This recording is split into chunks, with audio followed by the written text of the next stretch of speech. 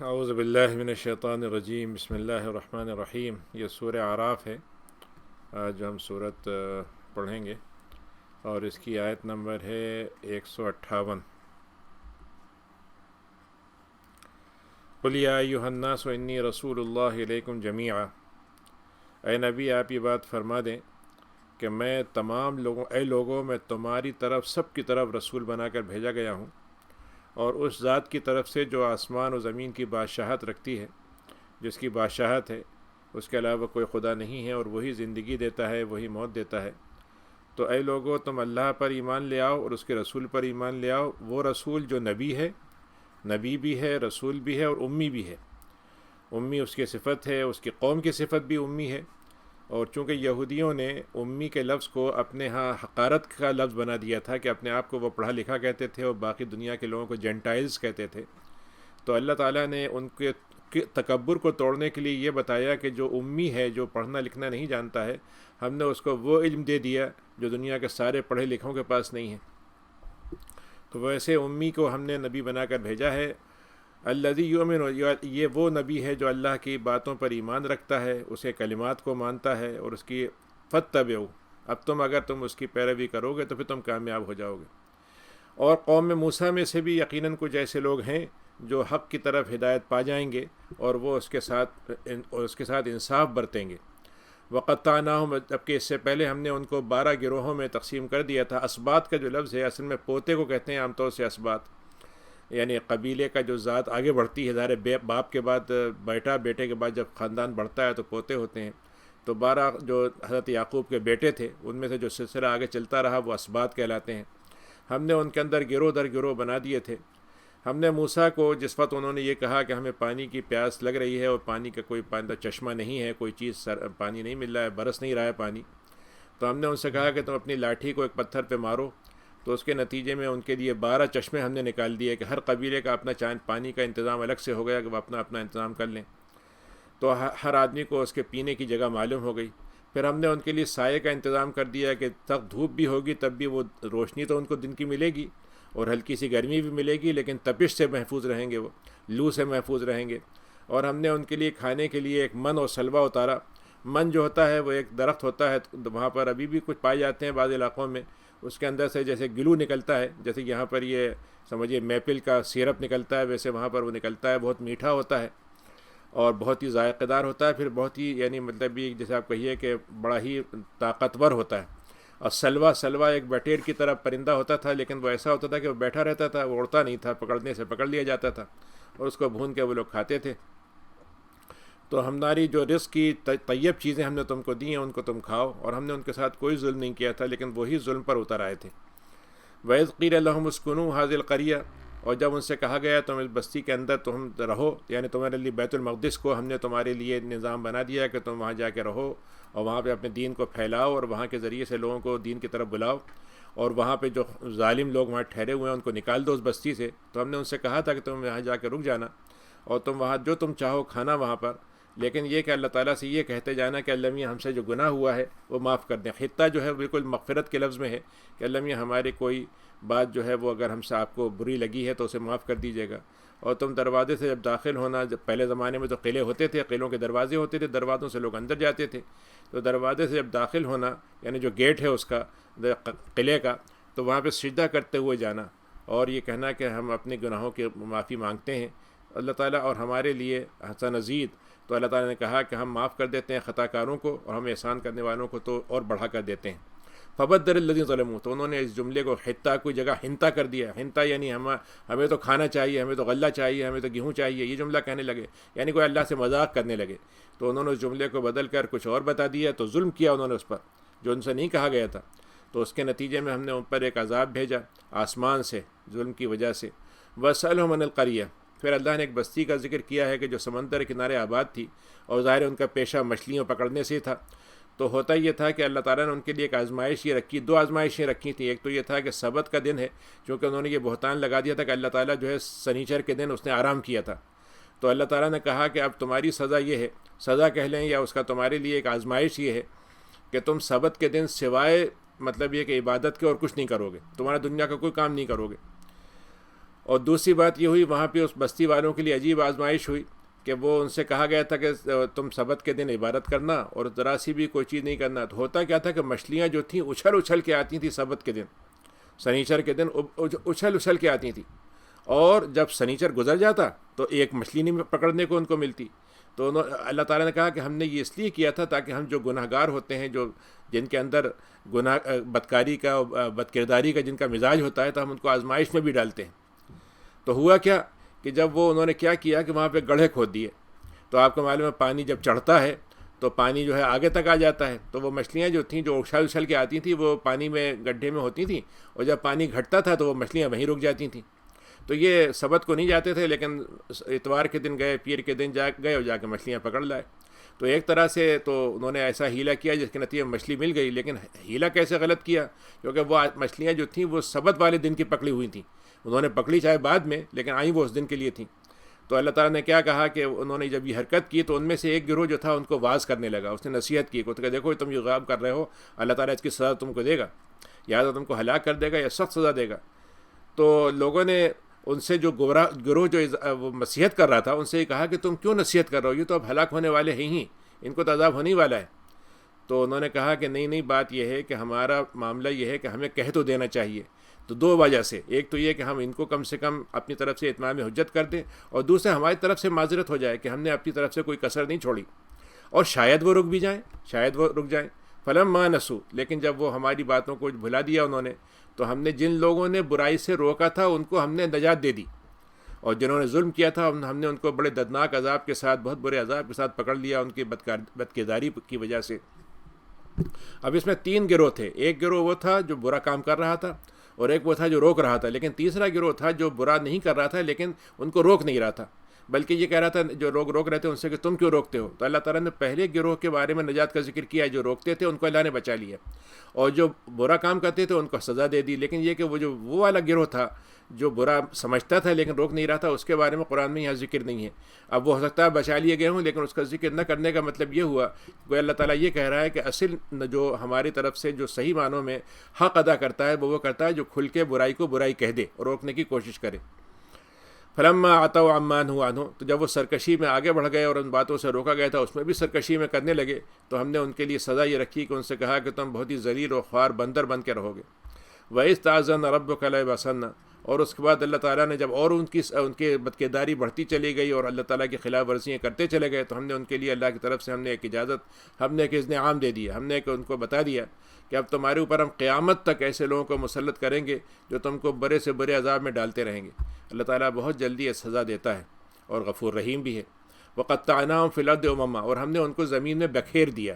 یعنی یہ عجیب اللہ نے سزا دی کہ وہ زندہ تو رہیں گے لیکن اب وہ بیت المقدس میں جمع نہیں رہ سکتے, اور وہ ساری دنیا میں الگ الگ ہر جگہ پہ وہ پائے جائیں گے, بکھرے ہوئے رہیں گے, اور ان کی کوئی مطلب یہ کہ مرکزیت نہیں ہوگی, کوئی ان کی حکومت نہیں ہوگی, بس وہ لوگوں کے ماتحت رہ کے بڑی بری حالت میں رہیں گے. اور یہ دیکھ لیجیے اب جو اسرائیل بنا ہے یہ پہلی مرتبہ اس کے خلاف ہو رہا ہے کہ وہ جمع ہو کے دوبارہ اسرائیل کی طرف جا رہے ہیں. تو گویا یہ وہ پہلا اقدام ہے جس کو دجال کے آنے سے پہلے کی جو کہہ لیجیے کہ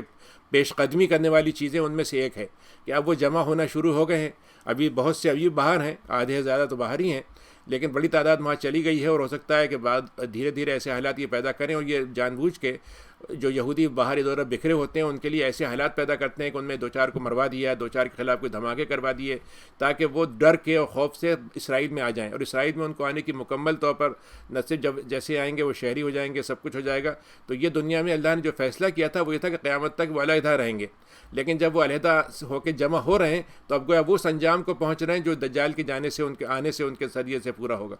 منہم الصالحون, ان میں سے کچھ وہ ہیں جو صالح ہیں, کچھ وہ ہیں جو اس سے کمتر ہیں, اور ہم اچھائی سے بھی اور برائیوں سے بھی آزماتے رہتے ہیں, اور ہمارے مقصد صرف یہ ہوتا ہے آزمانے سے کہ یہ ہماری طرف واپس پلٹ کے آ جائیں. فخلف من بعدہم خلف, تو ان میں سے بعض بڑے ناخلف قسم کے, بڑے برے قسم کے, بد کردار قسم کے جانشین ان کے ہوئے. یعنی آگے والے اچھے تھے لیکن جب بعد والے آئے تو ان میں سے خرابی پھیلانے والے زیادہ بن گئے. کتاب کے وارث تو بن گئے لیکن کتاب کو بیچ دیتے تھے, دنیا کی تھوڑی سے نفع کی خاطر کتابوں کے احکام بیچ دیتے تھے, فتوے بیچ دیتے تھے, دین کی غلط معلومات بتا کے لوگوں کو مطلب اس سے پیسے لے لیتے, اور یہ کہتے تھے اللہ تعالیٰ تو ہمیں معاف کر ہی دے گا, اور اگر ہمارے پاس جتنے پیسے ابھی ملیں اس سے زیادہ اور مل جائیں تو ہم اس کے بعد بھی ہم وہ بھی لے لیتے, اس کو ان کو کوئی اعتراض نہیں تھا. حالانکہ ان سے یہ عہد لیا گیا تھا کہ کتاب سے ان کے میثاق لیا گیا تھا کہ وہ اللہ کے پہ حق کے علاوہ کوئی بات نہیں کہیں گے، اور انہوں نے اس بات کو خوب اچھی طرح سے پڑھا تھا، ان کے علماء نے ان کو سمجھایا تھا، ان کے اپنی جہاں تعلیم گاہیں تھیں وہاں سے انہوں نے سیکھا تھا، اور ان کو یہ معلوم بتا دیا گیا تھا کہ آخرت کی زندگی جو ہے وہ ان کے لیے اچھی ہے جو تقوی اختیار کرتے ہیں۔ کہ اب بھی تم اس بات کو سمجھنا نہیں چاہتے؟ والذین یمسکون بالکتاب، تو وہ لوگ ہی ہوتے ہیں جو لوگ کتاب کو تھامے رہیں، نمازوں کو قائم کریں، ایسے ہی لوگوں کو اللہ تعالیٰ نوازتا ہے، اور اللہ تعالیٰ ایسے اصلاح کرنے والوں کا اجر ضائع نہیں کرتا۔ یعنی مصلحین کا مطلب یہ ہے کہ اب یہاں پر اللہ نے کہا کہ ایک تو وہ ہوتے ہیں جو صالح ہوتے ہیں، ان کا اجر ضائع نہیں کرتا، لیکن اس سے بڑھ کر وہ ہوتے ہیں جو دوسروں کی اصلاح میں بھی لگتے ہیں، اور خاص طور سے جب برائی پھیل جائے اور خرابی مطلب یہ ہے کہ زیادہ غالب ہو جائے، اس وقت اصلاح کرنے والے کھڑے ہوں تو اللہ تعالیٰ کے ان کا اجر بہت زیادہ ہے۔ وَإِذْ نَتَقْنَا الْجَبَلَ، اور ایک واقعہ ہم تمہیں بتاتے ہیں ان کا کہ ہم نے ایک پہاڑ ان کے اوپر معلق کر دیا، اور وہ ایسا تھا جیسے سائے کی طرح، جیسے بادل کا سایہ ہوتا ہے اس طرح سے ان پر رہتا تھا، اور ان کو یہ بالکل لگتا تھا کہ اب یہ گرا، اب گرا، اب گرا۔ ہم نے اس وقت بھی یہی کہا تھا کہ ہم نے تم کو کتاب دی، اس کو بہت طاقت کے ساتھ، بہت مضبوطی کے ساتھ، بڑی پابندی کے ساتھ اس کو پکڑ لو، بس کرو معافی ہو، جو کچھ اس میں اس کو یاد ہے اس کی یاد دہانی کرتے رہو، اور اس طریقے سے تم تقوی حاصل کر لو گے۔ وَإِذْ أَخَذَ رَبُّكَ، اللہ تعالیٰ نے پھر ایک پیچھے کی بات بتائی ہے، بالکل شروعات کی بات، جب آدم علیہ السلام کو پیدا کیا تو اللہ تعالیٰ نے 172 آیت میں یہ بتایا سورہ اعراف کی کہ ہم نے بنی آدم سے جتنے بھی ذریت تھی، حدیث میں آتا ہے کہ اللہ تعالیٰ نے آدم علیہ السلام کی پیٹھ پر ہاتھ پھیرا، اور اس کے نتیجے میں جتنے بھی قیامت تک لوگ پیدا ہونے والے تھے ان کی روحوں کو سب کو اکٹھا وہاں پہ جمع کر دیا گیا۔ تو اس پر اللہ تعالیٰ نے ان سے یہ پوچھا کہ تم یہ بتاؤ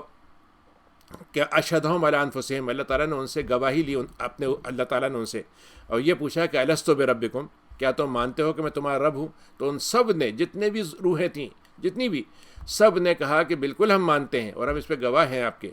تو اللہ تعالیٰ نے کہا کہ اب دیکھو جب دنیا میں جانا اور قیامت کے دن جب کھڑے ہونا تو اس وقت مت کہنا کہ اللہ میاں ہمیں تو یاد ہی نہیں رہا، ہم تو بھول گئے تھے، غفلت میں تھے، آپ نے پھر سے بتا دیتے تو اچھا ہوتا، تو اسی لیے ہم نے تمہارے پاس نبی بھیجے، اسی لیے کتابیں اتاری، اسی لیے ہم نے تم کو بار بار بتانے والے بھیجے تاکہ تم اس غفلت سے نکل جاؤ۔ تو جس کا مطلب یہ ہے کہ جتنی بھی ذریت پیدا کی تھی اللہ نے وہ سب مومن پیدا ہوئی تھی۔ وہ تو دنیا میں آنے کے بعد جیسے حدیث میں آتا ہے کہ ہر انسان جو ہے فطرت پہ پیدا ہوتا ہے، لیکن اس کے ماں باپ ہیں اس کو جو یہودی بنا دیتے ہیں، عیسائی بنا دیتے ہیں یا پارسی بنا دیتے ہیں۔ اور تقولوا انما اشرک آبانا، کہ تم ہمارے سامنے کھڑے ہو کے یہ کہو کہ ہمیں پتہ نہیں چلا، یاد نہیں رہا، یا تم یہ کہو کہ وہ تو ہمارے باپ دادا نے ہم کو شرک پہ ڈال دیا تھا، وکنہ، اور ہم تو ان کے بعد ہی ہم ان کا سلسلہ تھے، ہمیں تو جیسا ملا تھا ویسے ہی ہم آگے بھی کرتے گئے۔ تو آپ دوسرے کرنے والوں پر ہمیں ہلاک مت کیجیے، جو برے کرنے والے پہلے والے لوگ تھے انہوں نے شروع کیا تھا، ہم نے تو نہیں شروع کیا، بس ہم تو اس کے سلسلے میں شامل ہو گئے تھے اور ان کا دیکھا دیکھی کرنے لگے تھے۔ اللہ تعالیٰ ان آیتوں کو خوب کھول کھول کر بیان کرتا ہے، اور اس لیے کہ اللہ تعالیٰ کی طرف ان کی واپسی ہو جائے۔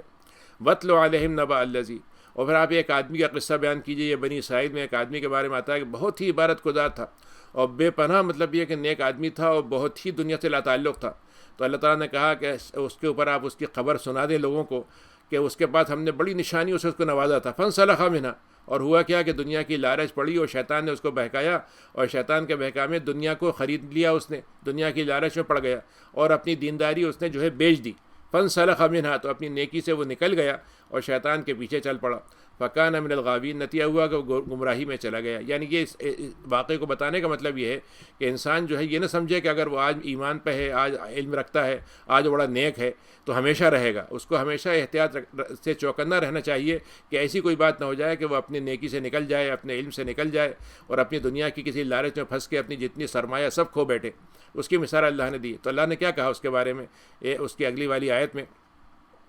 کہ اگر وہ اسی بات پہ قائم رہتا تو ہم اس کو اور بلند مرتبے دے دیتے۔ وَلَكِنَّهُ أَخْلَدَ إِلَى الْأَرْضِ، اس کا جرم کیا تھا کہ اس نے یہ سمجھ لیا کہ اب مجھے زمین میں ہمیشہ رہنا ہے، اور زمین کے انتظامات میں لگ گیا، زمین کی چیزیں بڑھانے لگا، سرمایہ، دولت اور طرح کی چیزیں، اور خواہشات کے پیچھے چلنے لگا۔ تو اس کی مثال ایسی ہو گئی جیسے کتا ہوتا ہے۔ کتا اگر بیٹھا ہوا ہو تب بھی اس کی سانس جو ہے چلے گی تو زبان اس کی باہر جو ہے وہ ہانپتی ہوئی دکھے گی، آپ کو زبان سے ہانپتا ہوا لگے گا، اور اگر بہت تیز بھاگ کے جا رہا ہو تب بھی ہانک رہا ہوگا۔ تو دوسرے الفاظ میں اس کی مثال کتے کی طرح اس طرح سے ہو گئی کہ اس کے پاس علم تھا تب بھی وہ مطلب یہ کہ اللہ کی مطلب یہ کہ بغاوت میں چل پڑا، اور جب علم سے مطلب یہ کہ وہ ختم ہو گیا تب بھی اس کے اندر وہ خرابی بنی رہی۔ تو کہ اس کے علم نے اس کو وہ فائدہ نہیں پہنچایا جو اس کو فائدہ پہنچانا چاہیے تھا۔ تو ایسے لوگوں کی مثال اللہ نے دی ہے کہ ہم ان کی مثال بیان کرتے ہیں جو ہماری آیتوں کو جھٹلا دیتے ہیں۔ تو آپ یہ قصے لوگوں کو بتا دیا کریں، شاید اس غور و فکر سے ان کو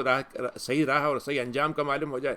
صحیح انجام کا علم ہو جائے۔ ساء مثلا القوم الذین کذبوا، ان لوگوں کی مثال بڑی بری مثال ہے جو اللہ ہماری آیتوں کو جھٹلاتے ہیں اور اپنے آپ کو وہ جھٹلاتے ہیں، وہ اپنے آپ کو جھٹلاتے ہیں۔ جب وہ آیتوں کو جھٹلا دیتے ہیں تو وہ اپنے آپ کا جو انہوں نے اپنا وعدہ کیا تھا، جس عہد پر وہ قائم تھے، اس کو جھٹلا دیتے ہیں اور وہ ظلم بھی کرتے ہیں۔ من یہد اللہ، اللہ تعالیٰ کی طرف سے ہدایت کا سرچشمہ تو کھلا ہوا ہے، لیکن ہدایت اس کو ملتی جو ہدایت کے لیے تیار ہوتا ہے، ہدایت کے لیے آمادہ ہوتا ہے، اور اس کی طرف سے یعنی اللہ تعالیٰ کا اصول یہ ہے کہ دنیا بغیر مانگے اللہ تعالیٰ دے دیتا ہے، لیکن ہدایت اللہ تعالیٰ صرف مانگنے پر دے گا۔ یعنی اللہ تعالیٰ نے کہا کہ ہم ہدایت اس کو دیں گے جو ہم سے ہدایت لے گا، بغیر مانگے نہیں دیں گے۔ وَمَن يُضْلِلْ، اور جو گمراہ ہونا چاہتا ہے تو وہ تو خسارے میں پڑنے والا ہے ہی۔ وَلَقَدْ زَرَعْنَا لِجَهَنَّمَ كَثِيرًا، اور ہم نے جہنم کے لیے بڑی مخلوق تیار کر رکھی ہے جنوں میں سے اور ان میں سے، یعنی جب وہ ہماری بات کو نہیں مانیں گے تو ہمیں کوئی فکر نہیں کہ ہم سب کو کتنے ہی ہو وہ ان کو جہنم میں جھونک دیں۔ لَهُمْ قُلُوبٌ لَا يَفْقَهُونَ بِهَا، اور ان کی پہچان کیا ہے کہ ان کے دلوں میں کوئی بات صحیح طریقے سے اترتی ہی نہیں ہے، کسی بات کی صحیح سوجھ بوجھ ان کے اندر پیدا ہی نہیں ہونے دیتے اپنے اندر۔ یہ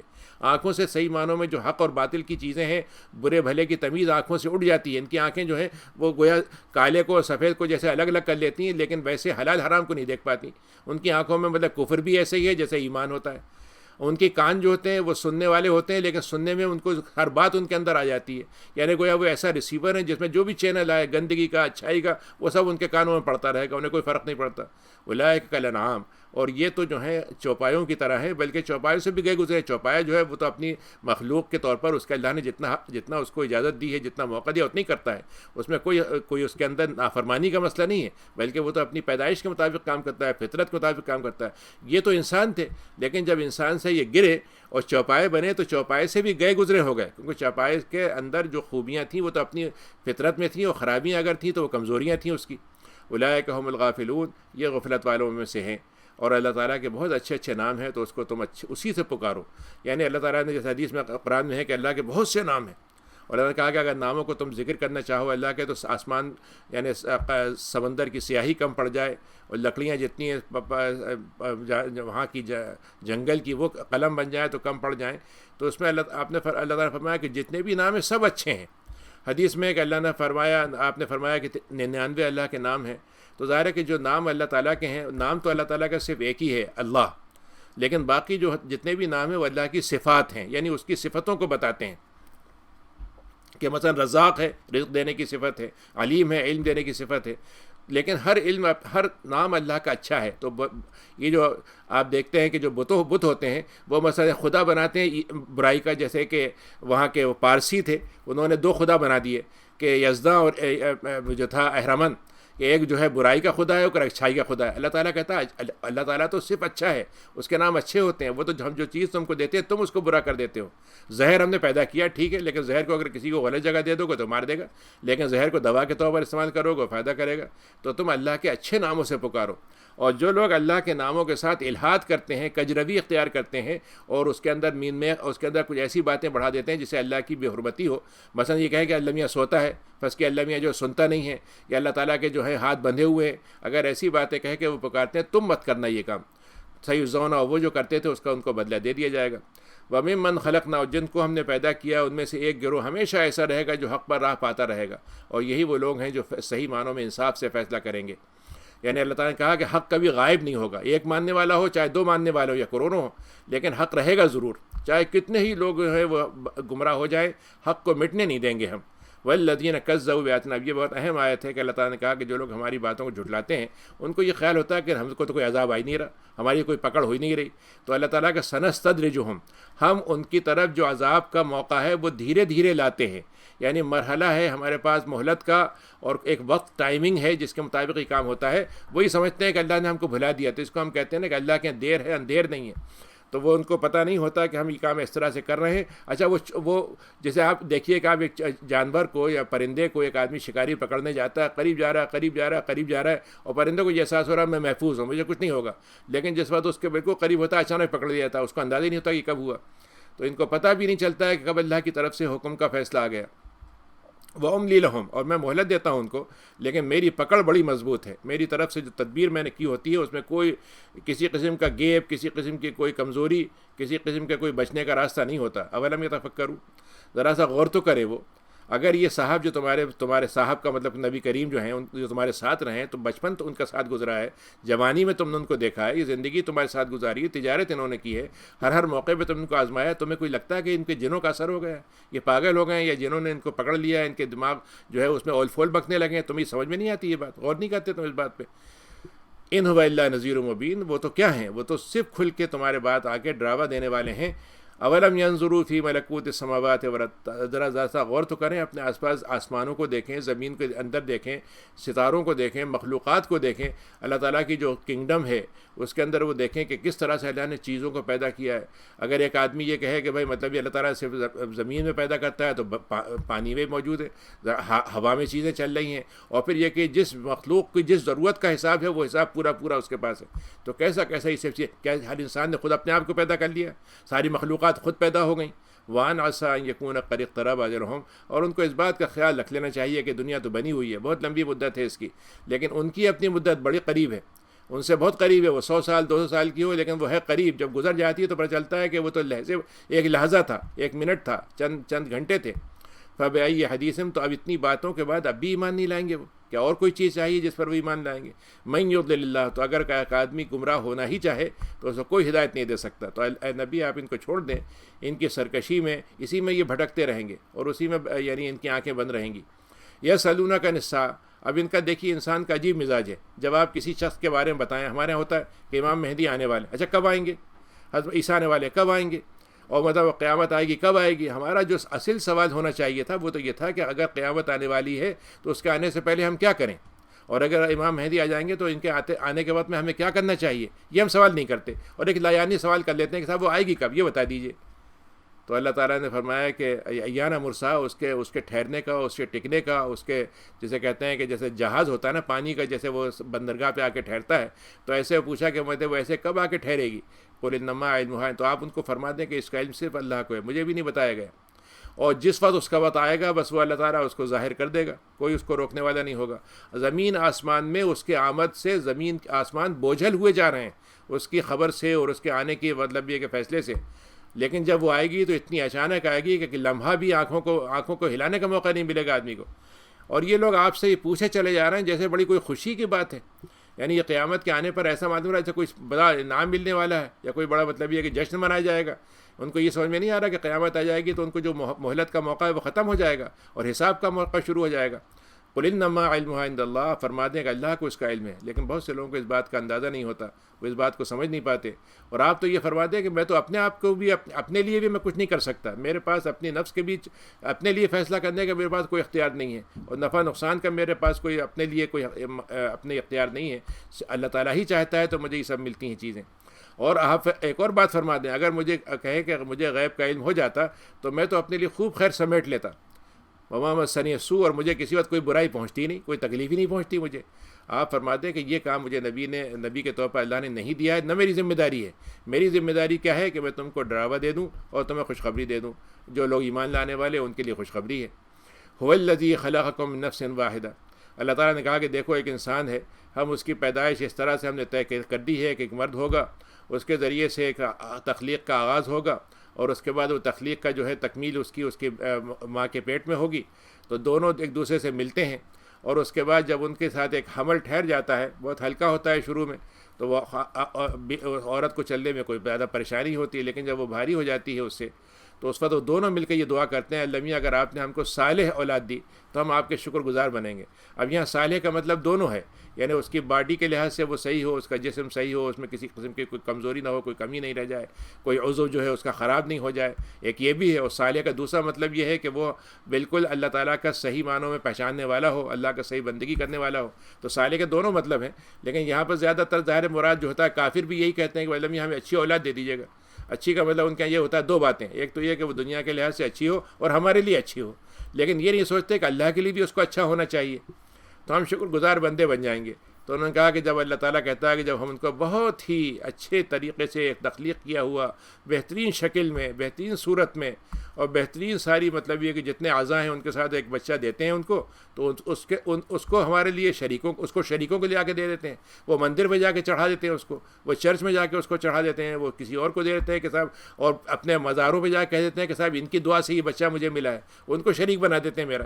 دیا ہم نے تھا اور شریک کسی اور کو بنا دیا۔ فتعالی اللہ عما یشرکون۔ تو اللہ تعالیٰ جو ہے وہ اس بات سے بہت بلند ہے کہ کوئی اس کے ساتھ شریک کرنے کا، جو جتنے بھی شریک ٹھہرائے جاتے ہیں اللہ کو پہنچ ہی نہیں سکتے وہ۔ اور تم بتاؤ کہ ایسی چیزوں کو شریک کرتے ہو تم اللہ کے ساتھ جنہوں نے ایک چیز نہیں پیدا کی جبکہ وہ خود پیدا کیے گئے، اور اگر کوئی ان کو مدد کی ضرورت پڑ جائے تم مدد مانگو ان سے تو مدد نہیں دے سکتے تمہیں، اور وہ اپنے آپ کی مدد نہیں کر سکتے۔ ان تدعوہم للہدی، اور اگر تم ان کو کہو کہ ہمیں راستہ بتا دیجیے تو وہ راستہ تو نہیں بتا سکتے، اور اگر تم ان کو کہو کہ آئیے ہدایت کی طرف ہم چلتے ہیں تو وہ ہدایت کی طرف چل نہیں سکتے، ان کو چلنے کا کوئی معلوم نہیں کہ ہدایت کہتے کسے ہیں۔ سواء علیکم، تمہارے لیے برابر ہے کہ تم ان کو پکارو یا تم خاموش رہو، پکار کے لگاؤ تو ضائع ہو جائے گی تمہاری دعا، اور خاموش رہو تب بھی تمہیں کوئی فرق نہیں پڑے گا۔ یعنی ان کے لیے نہ سننا بیکار، نہ سن سکتے تو جواب نہیں دے سکتے، سن ہی نہیں سکتے تو جواب کیا دیں گے، تم بولو یا خاموش رہو۔ ان الذین تدعون من دون اللہ، تم جو اللہ کو چھوڑ کر جو تم لوگوں کو پکارتے ہو وہ تو اللہ کے بندے ہیں۔ فدعوہم، تو اگر مطلب یہ ہے کہ ہم کسی بزرگ کو، کسی پیر کو ہم پکارتے ہیں تو ہمیں تو یہ سمجھنا چاہیے کہ اصل میں اگر وہ بزرگ بنے ہیں تو اچھے اعمال کی بنیاد پہ بنے، تو ہمیں کرنا یہ چاہیے کہ ان جیسے اعمال کریں تاکہ ہم بھی ان جیسے بزرگ بن جائیں۔ لیکن ہم ان سے پکارنے لگتے ہیں جبکہ وہ خود اللہ کے آگے محتاج ہیں اپنی جنت لینے کے لیے، اپنی کامیابی کے لیے۔ فدعوہم، تو اللہ تعالیٰ نے کہا کہ دیکھو وہ تو اللہ کے وہ بندے ہیں جن کو تم پکارتے ہو۔ فلیستجیبوا لکم ان کنتم صادقین، اچھا تم ان کو پکار کے دیکھو کیا تمہیں وہ آواز دیتے ہیں، قبر پہ جا کے آواز دیجئے۔ ہمارے تو خواب بیان کر دیتے ہیں کہ خواب میں فرا صاحب نے کہا تھا ہم سے، یا ان کو کہیں سے مطلب یہ کوئی اشارے مل جاتے ہیں، کہیں سے وہ مطلب نکال لیتے ہیں، لیکن اللہ تعالیٰ کہتا ہے کہ وہ تم کا سچے ہو تو ان سے تمہیں کوئی جواب نہیں ملے گا۔ الہم ارجل یمشون بہا، وہ لوگ جو مردہ ہو چکے ہیں کیا تم سمجھتے ہو پیدل چلتے ہیں، ان کے پیر ہیں یا ان کے ہاتھ ہیں جس سے وہ پکڑ سکتے ہیں؟ ام لہم اعین یبصرون بہا، یا ان کی آنکھیں ہیں جس سے وہ دیکھتے ہیں، یا ان کے کان ہیں جس سے وہ سنتے ہیں؟ قل ادعوا شرکاءکم، ٹھیک ہے اگر تم سمجھتے ہو تمہارے شریک واقعی کچھ اللہ کے مقابلے میں اختیار رکھتے ہیں تو تم ان کو پکار لو، اور تم ان کے ساتھ مل کے میرے خلاف سازش کرو، تدبیر کرو، ترکیب آزماؤ، میں دیکھتا ہوں، اور مجھے بالکل مہلت مت دینا۔ میرا تو ولی اللہ تعالیٰ ہے جس نے کتاب اتاری ہے، اور وہی نیک لوگوں کا ولی ہوتا ہے، نیک لوگوں کی وہی خیال رکھتا ہے، نیک لوگوں کی وہی مطلب یہ کہ سپورٹ کرتا ہے اور ان کی دیکھ بھال کرتا ہے، اور جو اس کو چھوڑ کر لوگ پکارتے ہیں وہ ان کی مدد نہیں کر سکتے، وہ اپنی مدد بھی نہیں کر سکتے، اور اگر تم ان کو ہدایت طرف بلاؤ گے تو وہ نہ سن سکیں گے، اور تم دیکھو گے ان کو وتراہم ینظرون الیک، تم ان کی طرف دیکھ رہے ہوگے لیکن وہ تمہاری طرف نہیں دیکھ سکتے۔ پھر اس کے بعد نبی کریم صلی اللہ علیہ وسلم کو بتایا گیا کہ جب آپ معاشرے میں جائیں گے تو معاشرے میں آپ کو ہر طرح کے لوگ ملیں گے، بھٹکے ہوئے بھی ہوں گے، گم ہوں گے، آپ سے بدتمیزی بھی کرنے والے ہوں گے، آپ کی بات کا انکار کرنے والے بھی ہوں گے، لیکن آپ کا رویہ جو ہے وہ انتقام کا اور گالی دینے کا، گالی گلوچ کا نہیں ہونا چاہیے، بلکہ آپ عفو و درگزر سے کام لیں، آپ لوگوں کی ان باتوں کو نظر انداز کر دیں، اور آپ کا لہجہ بڑا صاف ستھرا ہو، آپ کی انداز بہت اچھا ہو، آپ کا اسلوب جو ہے وہ بڑا مطلب یہ ہے کہ ایسا ہو جس سے آدمی کو ہمدردی محسوس ہو، اور وہی محسوس کر لے کہ یہ آدمی جو ہے بڑے اونچا ہے اور یہ گرنے پہ گر کر نیچے جانے کو تیار نہیں ہے، اور آپ جو ہے لیکن اس کے ساتھ ساتھ کیا کیجئے، معروف بات کا حکم دیتے رہیے، اور جاہلوں سے جہالت کی باتیں کر رہے ہیں ان کو آپ ان سے درگزر کر کے نکل جائیے، ان سے جیسے کہتے ہیں کہ پہلو بچا کے نکل جائیے۔ وَإِمَّا يَنزَغَنَّكَ مِنَ الشَّيْطَانِ نَزْغٌ، اگر کسی موقع پر شیطان کی طرف سے آپ پر کوئی چھوٹا موٹا وسوسہ آ جائے، کوئی آپ کے اوپر کوئی اثر محسوس ہو آپ کو، نزغ فاستعذ باللہ، تو اس وقت فوراً آپ اللہ سے اعوذ باللہ پڑھیں، اللہ سے پناہ مانگیں، کیونکہ وہ سننے والا ہے اور جاننے والا ہے۔ نزغ فاستعذ باللہ انہ هو السمیع العلیم، یہ جو ہے تقوی کا، یعنی اللہ تعالیٰ نے اگلی آیت میں 201 میں ایک بہت اہم اصول بتایا ہے کہ تقوی کے اندر 3 درجے ہوتے ہیں۔ ایک درجہ تو یہ ہے کہ جب شیطان کی طرف سے کوئی خیال ان کے اندر آتا ہے تو وہ اس سے پہلے کہ شیطان کی بات کو سنیں ان کو ایک دم یاد آ جاتا ہے کہ یہ تو شیطان کا وسوسہ ہے اور یہ اللہ کی نافرمانی ہے، تو وہ فوراً یاد کر لیتے ہیں اور وہ بالکل بصیرت کے ساتھ جو ہے مطابق قائم ہو جاتے ہیں، یعنی ان کی بصیرت جو ہے ان کو بالکل روشن ہو جاتی ہے ان کے سامنے، اور وہ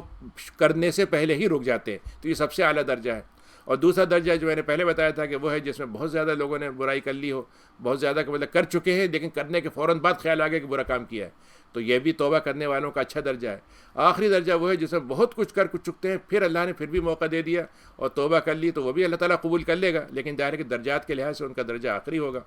وہ اخوان ہم یمدون، اور یہ وہ لوگ ہیں جو اسی معاشرے میں رہتے ہیں جس معاشرے کے اندر یہ نیکی کرنے کے لیے تڑپ جاتے ہیں اور برائی کی طرف جانے سے ایک دم فوراً بچ جاتے ہیں، اور ان کے ایسے لوگ بھی ہیں، ان کے ساتھی جو گمراہی میں بھٹکتے چلے جا رہے ہیں، تیز یعنی مطلب کھینچے چلے جا رہے ہیں اس میں، اور کوئی کوتاہی نہیں کرتے، یعنی اس میں ان کے ہاں یعنی آپ دیکھ لیجیے یہاں آج معاشرے میں جن کو اللہ تعالیٰ بچانا چاہتا ہے ان کے لیے کوئی مطلب یہ برائی جو ہے ان کو کتنی دعوت دے اس سے رک جاتے ہیں، لیکن دوسرے لوگ ذرا سی دعوت کوئی مل گئی گناہ کی، ذرا سی کسی خرابی کی، تو ایسا معلوم ہوتا ہے کہ بس بچھے چلے جائیں گے اور بھول جائیں گے کہ ہمیں اللہ کے آگے جواب دینا ہے۔ یعنی کسی نے اسی لیے کہا تھا کہ جو انسان کے اندر جو گمراہی ہوتی ہے، برائی ہوتی ہے، اس کی لالچ بڑی زبردست ہوتی ہے اور اس کا مزہ بہت زبردست ہوتا ہے، لیکن مشکل کیا ہے کہ اس کا مزہ تھوڑی دیر کا ہوتا ہے، لیکن اس کا انجام جو ہے بہت لمبا ہوتا ہے، اس کا سزا جو ہے بہت لمبی ہوتی ہے۔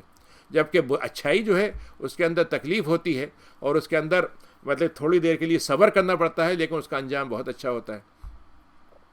اور ایسا کیوں نہیں ہوا کہ جب ان کے پاس ظالم تعتم جب تم ان کے پاس کوئی آیت نہ لاؤ تو وہ کہتے ہیں کہ کیوں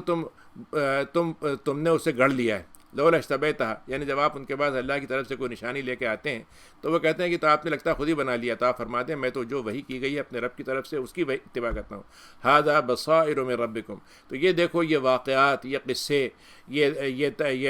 جیسے کہتے ہیں عبرت والی چیزیں جو ہم بتا رہے ہیں تمہیں، یہ اللہ کی طرف سے تمہارے لیے نگاہ کھولنے کے لیے بہت کافی ہونا چاہیے۔ وہ ہدن و رحمتن، اور یہ ہدایت کے لیے اور رحمت کے لیے ہونی چاہیے، مگر یہ ایمان والوں کو ہی کام دیتی ہیں۔ وَإِذَا قُرِئَ الْقُرْآنُ فَاسْتَمِعُوا لَهُ، جب قرآن کو پڑھا جائے تم اس کو غور سے سنو اور اس پہ کان لگا دو تاکہ تم پر رحم کیا جائے۔ وَاذْكُر رَبَّكَ فِي نَفْسِكَ، یہاں پہ اسی آیت سے لوگوں امام ابو حنیفہ نے یہ بات نکالی ہے کہ جب امام نماز قرآن پڑھ رہا ہو، فاتحہ پڑھ رہا ہو، قرآن پڑھ رہا ہو، تو دوسرا اپنی اس کے پیچھے نہ پڑھے، کیونکہ اس کا حکم یہ ہے کہ اس کو سنیے اور غور سے دیجیے، اور یہی چیز ہوگی کہ جیسے آپ کسی مجلس میں بیٹھے ہیں قرآن پڑھا جائے تو اس کو ٹھیک سے غور سے پڑھے جائے۔ لیکن یہ کہ اگر ایک آدمی جو ہے وہ اپنی کام میں مصروف ہے، اپنی کوئی اور کتاب پڑھ رہا ہے، دوسرا کتاب میں قرآن پڑھ رہا ہے، تو ضروری نہیں سننا اس کا، یا کوئی مطلب یہ ہے کہ آپ کا پروگرام چل رہا ہے اور پروگرام کے ساتھ ساتھ آپ دوسرا پروگرام بھی اس کے ساتھ ہو رہے ہیں، تو اس میں کوئی حرج نہیں ہے، لیکن جب قرآن جو ہے باقاعدہ کانوں میں پڑھ دے تو اور کوئی مصروفیت نہ ہو تو بہتر بات یہ ہے کہ اس کو غور سے سنا جائے۔ وَاذْكُر رَبَّكَ فِي نَفْسِكَ تَضَرُّعًا وَخِيفَةً، اور اپنے رب کو آپ یاد کرتے رہیں گڑ گڑا کر اور اپنے خاموشی سے چپ کے سے اس کو پکاریں، بدون الجہر، اور بہت زیادہ زور سے بھی نہیں۔ ایک دفعہ ابو بکر کے پاس پہنچے تو وہ ذرا دھیرے پڑھ رہے تھے، آپ نے کہا زور سے پڑھو۔ ابو عمر کے پاس پہنچے وہ قرآن پڑھ رہے تھے بہت زور سے، آپ نے کہا دھیرے پڑھو، یعنی اعتدال ہونا چاہیے اپنا قول میں۔ اور آپ صبح یہ کام کریں، صبح شام کو یہ کام کریں اور غافلوں میں سے نہ ہوں، یعنی آپ کا ذکر کے لمحے جو ہیں وہ نیند کے آگے ہوں، نیند کے بعد ہوں، صبح آرام کے بعد ہوں، آرام سے پہلے ہوں، کھانے اور جو دنیا کی مصروفیات ہیں ان کے بیچ میں آپ کے پاس ایسا وقت رہنا چاہیے جس میں غفلت کی حالتیں تھوڑی دیر کے لیے ذکر سے کم ہوتی رہیں۔ پھر یہ آخری آیت ہے جو سجدہ ہے، جب ہم پروگرام کر لیں گے تو اس کے بعد سجدہ کر لیجیے گا، ابھی بھی کرنا چاہیں تو اپنی جگہ پہ آپ لوگ کر لیجئے۔ ان الذین عند ربک لا یستکبرون عن عبادتہ، اللہ کے پاس جو فرشتے اللہ نے اپنے پاس رکھے ہیں جو اس کی عبادت کرتے ہیں، وہ ان کو عبادت کرنے میں کوئی تکبر نہیں ہوتا، کوئی ان کو اپنی ہیٹی نہیں محسوس ہوتی، کوئی وہ مطلب نچلا نہیں سمجھتے کہ ہم اللہ کے آگے جھکیں گے تو ہم ذلیل ہو رہے ہیں۔ یعنی ہمارے ہی سمجھا تھا کہ اللہ کے آگے ہم جھک رہے ہیں تو ہم تو اپنے آپ کو جھکا دیا، ذلیل ہو گئے۔ وہ جو اقبال نے کہا تھا کہ وہ ایک سجدہ جسے تو گراں سمجھتا ہے، 1000 سجدوں سے دیتا ہے تجھے نجات، کہ ایک اللہ کے آگے سجدہ کر لیا یہ سب سے بڑی عزت ہو گئی۔ اب اس کے بعد دنیا کی ساری چیزوں حقیر ہو گئیں کہ اس کے آگے ہم سجدہ نہیں کریں گے، تو وہ اپنے تکبر نہیں کرتے اور اللہ کی تسبیح بیان کرتے رہتے ہیں اور وہ اس کے لیے سجدہ کرتے رہتے ہیں۔ یہ سورہ انفال ہے، یہ مدنی سورت ہے،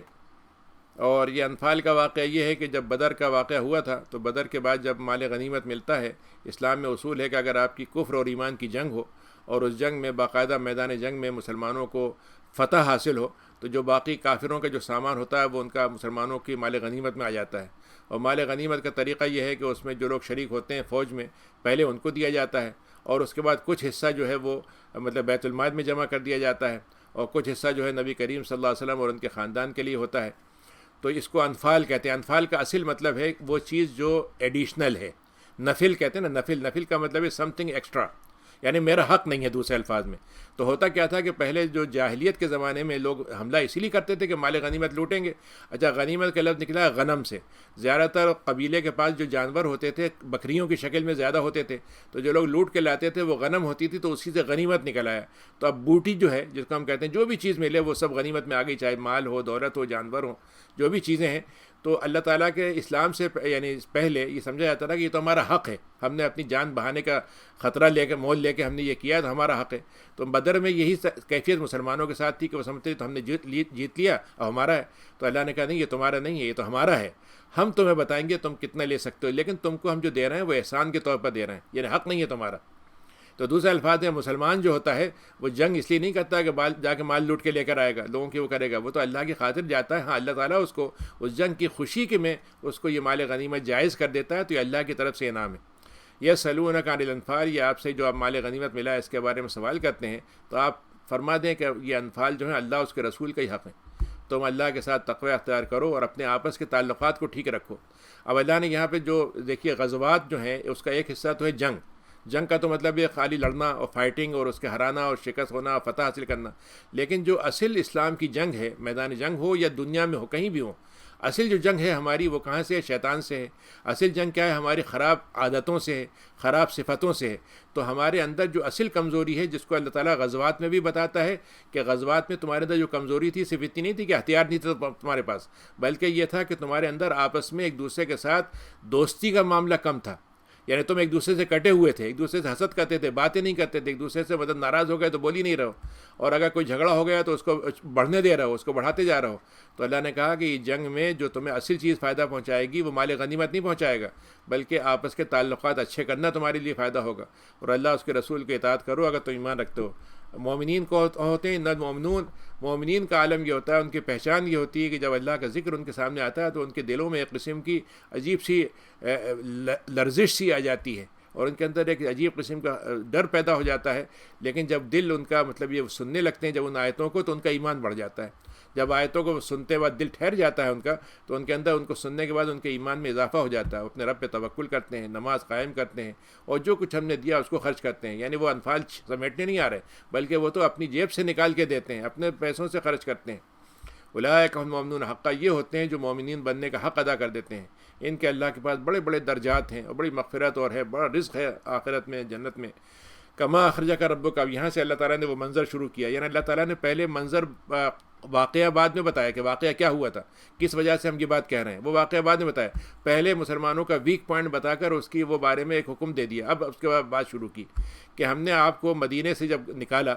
آپ کے گھر سے, تو یہ ہم نے ایک حق کی وجہ سے نکالا تھا. یعنی ایک حق بات کو ثابت کرنے کے لیے ہم نے نکالا تھا. یعنی آپ کا نکلنا جو تھا برحق تھا, یعنی آپ کوئی تفریح کرنے نہیں گئے تھے, ٹورزم کے لیے نہیں گئے تھے آپ, بلکہ ایک بہت اہم فیصلے کے لیے ہم نے آپ کو نکالا تھا. اور ہوا کیا تھا کہ مسلمانوں میں سے کچھ لوگ ایسے تھے جن کو بڑا یہ تکلیف دہ گزر رہا تھا کہ اچھا لڑنا پڑے گا, اچھا ہو سکتا ہے جان کا خطرہ ہو جائے, اچھا ہماری تیاری ہے ہی نہیں, اور وہ تو بڑی تیاری کے ساتھ آئیں گے. تو بعض لوگ جو ہے تبان ان کو ایسا لگ رہا تھا کہ ابھی ہمیں ذرا سا رک جانا چاہیے, انتظام کر لیں پھر جائیں. تو بعض مسلمانوں کے اندر ایک تھوڑی سی گھبراہٹ تھی, یعنی ان کو ذرا سا پریشانی تھی کہہ لیجیے. یجادلونک کا بھلک, اور آپ سے بحث کیے جا رہے تھے, حالانکہ ان کو یہ معلوم ہو گیا تھا اور ایسا لگ رہا تھا کہ جیسے وہ موت کی طرف گھیرے جا رہے ہیں,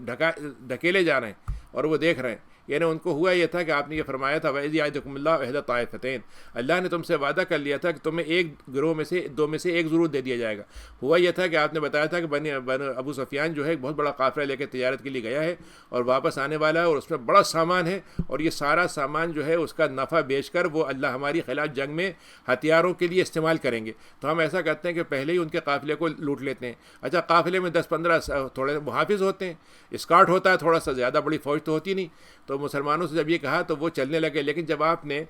وہ قافلہ نکل گیا, اور قافلہ نکلنے کے بعد آپ نے کہا کہ نہیں اب ہم واپس نہیں جائیں گے, بلکہ ابھی ہم یہاں پر ایک بدر کی جگہ ہے وہاں کچھ دن انتظار کریں گے, ہو سکتا ہے ان کے بچانے کے لیے جو لوگ آئیں وہ ہماری طرف حملہ کرنے آئے تو ہم وہیں پہ ان کو روک لیں. تو اب مسلمانوں کو یہ ہو رہا تھا کہ قافلہ لوٹنے کے لیے تو ہم نکل گئے, کوئی مسئلہ نہیں, لیکن فوج سے مقابلہ کریں یہ تو ہمارے لیے بڑا مسئلہ ہو رہا تھا. لیکن اللہ نے یہ کہا تھا کہ تمہیں 2 میں سے 1 ہم ضرور دے دیں گے, یعنی تمہیں ملنا ہی ملنا ہے. اللہ نے کہا کہ کانما یساقون الموت, ان کو ایسا لگا جیسے موت کی طرف ڈھکیلے جا رہے ہیں. تب کہ تم نے ان سے وعدہ کر لیا تھا کہ تم میں سے ایک گروہ, ہم نے تم سے وعدہ کیا تھا کہ ایک گروہ دیں گے. وتودون, اور تمہاری خیال یہ تھا, تمہارا دل یہ چاہتا تھا کہ وہ جو بغیر فوج کے قافلہ چل رہا ہے وہ تمہیں مل جائے. لیکن اللہ تعالیٰ کو قافلہ تمہیں دلانا نہیں تھا. اللہ تعالیٰ کو تمہیں مال دولت سے نوازنا تمہارے لیے مسئلہ نہیں ہے اللہ کا, وہ تو ویسے بھی دے سکتا ہے. کافروں سے تمہارے ساتھ جو کشمکش ہے اس کا اصل مطلب کیا ہے؟ کیوں چاہتا ہے اللہ تعالیٰ تم سے جنگ ہو؟ کہ اللہ تعالیٰ تمہارے چاہتا ہے کہ تم کافروں کی دولت کو لوٹ لو؟ یہ نہیں ہے مقصد ہمارا. یرید اللہ یحق الحق بکلماتی, اللہ تعالیٰ یہ چاہتا ہے کہ جب حق اور باطل آپس میں ایک دوسرے کے آمنے سامنے آئیں تو حق جو ہے اس کا حق ہونا واضح ہو جائے, اور اپنے کلمات سے اللہ تعالیٰ جو بات کہہ رہا ہے وہی تمہارے نظر میں بھی سامنے آ جائے, اور کافروں کی جنگ جو ہے جڑ کاٹ دی جائے. اور یہی ہم چاہتے ہیں کہ حق حق بن جائے اور باطل باطل بن جائے, چاہے اس بات پہ مجرموں کو پسند ہو یا نہ ہو, یعنی ان کو دل چاہے یا نہ چاہے, چاہے وہ زور لگا لیں جتنا لگا سکتے ہیں, لیکن ہم یہ کر کے رہتے ہیں کہ حق کو حق بنا دیتے ہیں اور باطل کو باطل ثابت کر دیتے ہیں. اور اس کے بعد جب وہاں تم وہ پہنچ گئے بدر کے میدان میں, آپ ٹھہرے وہاں پر جا کے, تو آپ نے ایک جگہ قیام کیا, تو ایک صحابی نے کہا یہ جگہ آپ نے وحی سے کی ہے یا اپنے رائے سے کی؟ ان کا رائے ہے. تو انہوں نے کہا نہیں, یہ رائے صحیح نہیں ہے, آپ ذرا سا ایسا کیجئے کہ آپ ذرا اونچی جگہ پہ قیام کر لیجئے, کہ اگر بارش ہوئی تو ہوگا کیا کہ پانی آپ کے یہاں سے بہہ کے نیچے چلا جائے گا, اور جہاں پہ وہ لوگ دوسرا قافلہ آئے گا وہاں پہ ان کے یہاں پانی کی وجہ سے کیچڑ ہو جائے گی. تو آپ نے وہ جگہ بدل لی. تو اس وقت اللہ تعالیٰ نے جب آپ وہاں پر بیٹھ کر آپ نے ایک چھوٹی سی جگہ بنا لی تھی جس کو ایک جھونپڑی کہتے ہیں. جھونپڑی کیا مطلب؟ ایک چھوٹا سا سمجھیے سایہ ڈال کے ایک آپ نے جگہ بنا لی تھی ان کے لیے, نبی کریم کے لیے. تو وہاں پر آپ بیٹھے ہوئے دعا کر رہے تھے. وہ لوگ تو فوجی جو تھے وہ تو اپنی تیاری میں لگے ہوئے تھے, صف بندی کر رہے تھے. آپ اللہ تعالیٰ سے پکار لگا رہے تھے اور مانگ رہے تھے, اللہ تعالیٰ سے دعا کر رہے تھے. ابوبکر آپ کے ساتھ تھے. تو اللہ تعالیٰ نے کہا کہ ہم نے تمہاری پکار کو قبول کر لیا ہے, اور ہم 1000 فرشتے تمہارے لیے بھیج رہے ہیں جو ایک دوسرے کے پیچھے صف در صف ہوں گے. اور ہمیں فرشتوں کو بھیج کر یعنی ان کو لڑوانا نہیں ہے, ان کے ذریعے سے نہیں ہے, لیکن یہ تمہاری بشارت کے لیے, تمہیں خوشخبری کے لیے ہم نے بھیجا ہے کہ تمہیں ایسے لگے گا کہ ہمارے ساتھ ہزاروں کی تعداد میں فوجی آ گئے,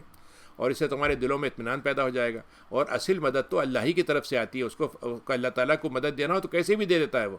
بہت عزیز ہے, بہت حکیم ہے. اذ یغشیکم الناس, تو اس وقت کیا ہوا مسلمانوں جو گھبراہٹ تھی اس کے کیا ہوا, بارش ہو گئی رات میں. تو بارش سے کیا ہوا, جو سفر کی وجہ سے ان پہ بالوں پہ غبار تھا, ان کے اندر تھوڑا سا جو بھی مطلب گھبراہٹ تھی وہ سب دور ہو گئی. اچھا, پھر اس کے بعد وہ سو گئے اور ایک ہلکی سی نیند لگ گئی, تو نیند سے وہ تازہ دم ہو گئے وہ. تو اللہ تعالیٰ نے کہا کہ ہم نے تمہارے لیے نیند کو ایک امن کی چیز بنا دی, آرام کی اور راحت کی چیز بنا دی, اور ہم نے پانی تمہارے لیے آسمان سے اتار دیا تاکہ تمہیں پاک و صاف کر دے. اور اللہ تعالیٰ یہ چاہتا ہے کہ تمہارے اندر سے جو شیطان تمہارے اندر بسوسے ڈال رہا تھا کہ ارے میاں اب تم دیکھ لو کیسے پھنس گئے ہو, اب تو تمہارا مسئلہ ختم ہو جائے گا اور یہ تم کو لوٹ لے کے نہیں لے جائیں گے بلکہ تمہیں مٹا دیں گے. تو شیطان کے اس وسوسوں سے ہم نے تم کو نکال دیا, اور ہم نے تمہارے دلوں کو جوڑ دیا اور تمہارے قدموں کو جما دیا. اذ یوحی ربک للملائکۃ, اور ہم نے فرشتوں سے کہا کہ تم جاؤ اور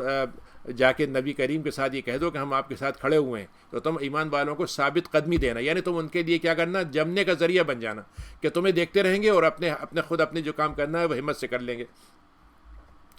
سألقی فی قلوب الذین کفروا الرعب, اور ہم اچھا ایک اور اللہ نے کام کیا, اس نے کہا کہ کافروں کے دل میں ہم ایک روب ڈال دیں گے. حدیث شریف میں کہ آپ نے فرمایا ہے کہ میرے لیے اللہ نے جو مدد کے سامان کیے ان میں سے ایک یہ, کافروں سے اگر میرا سامنا ہوگا تو وہ اگر 1 مہینے کی چلنے کی مسافت میں, تو وہیں سے مجھ سے ڈرتے ہوئے وہ خوف کی حالت میں ہو جائیں گے. تو اللہ تعالیٰ نے کہا کہ ہم نے کافروں کے دل میں ایک روب پیدا کر دیا ہے, تو اب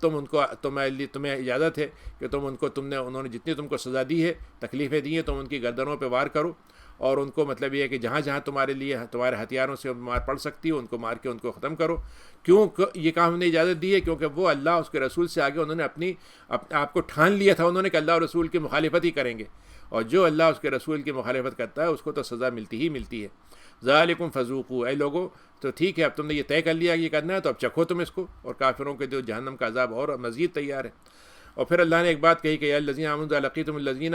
کفروا, جب تمہارا ملاقات ہو جائے کافروں سے, ملنا ہو جائے یعنی آمنا سامنا ہو جائے, تو پھر پیٹ پھیر کے مت بھاگنا. یعنی حدیث شریف میں آتا ہے کہ جو کبیرہ گناہ ہیں ان میں سے ایک یہ ہے کہ آدمی میدان جنگ سے ڈر کے بھاگ جائے. ایمان والے کی تو سلامتی یہ ہے کہ وہ ڈٹا رہے اور اللہ کے ساتھ جو بھی اس کو امید ہے جان جائے گی یا مطلب ایمان بچائے. ایمان بچانا زیادہ ضروری, جان چلی جائے تو چلی جائے. تو پیٹ پھیر کے مت نکلنا. اور تم میں سے کوئی آدمی اگر پیٹ پھیر کے بھاگتا ہے صرف 2 صورتوں میں, ایک تو یہ کہ تم نے کوئی اسٹریٹجی بنائی تھی کہ آگے بڑھیں گے اور ایک دم پیچھے ہٹیں گے, جب وہ لوگ آگے بڑھ جائیں گے تو ان کو ہم اچانک پکڑ لیں گے واپس آ کے. تو اگر تم نے اسٹریٹجی بنائی تو ٹھیک ہے. یا یہ کہ تم ایک چھوٹا سا گروہ تھا اور تمہارا ایک گروہ پیچھے بیٹھا ہوا تھا, تم نے کہا کہ چلو ان کے ساتھ مل کے پھر دوبارہ لڑیں گے. تو اگر اس گروہ کی طرف پلٹ کر آ کے تم نے جا مل کر ان کے ساتھ مل کے دوبارہ لڑنے کی اسٹریٹجی بنائی ہے تو اس پہ تو کوئی تمہارے لیے سزا کی بات نہیں ہے. اور ایک بات وہ ہے جس میں اللہ نے آگے قرآن میں اس کے آگے آئے گا کہ اگر تم 1 اور 10 کا مقابلہ ہے تو پھر ٹھیک ہے تم پیچھے ہٹ سکتے ہو، لیکن اگر 1 اور 2 کا مقابلہ ہے تو ڈٹے رہو، پھر بالکل پیچھے مت ہٹنا۔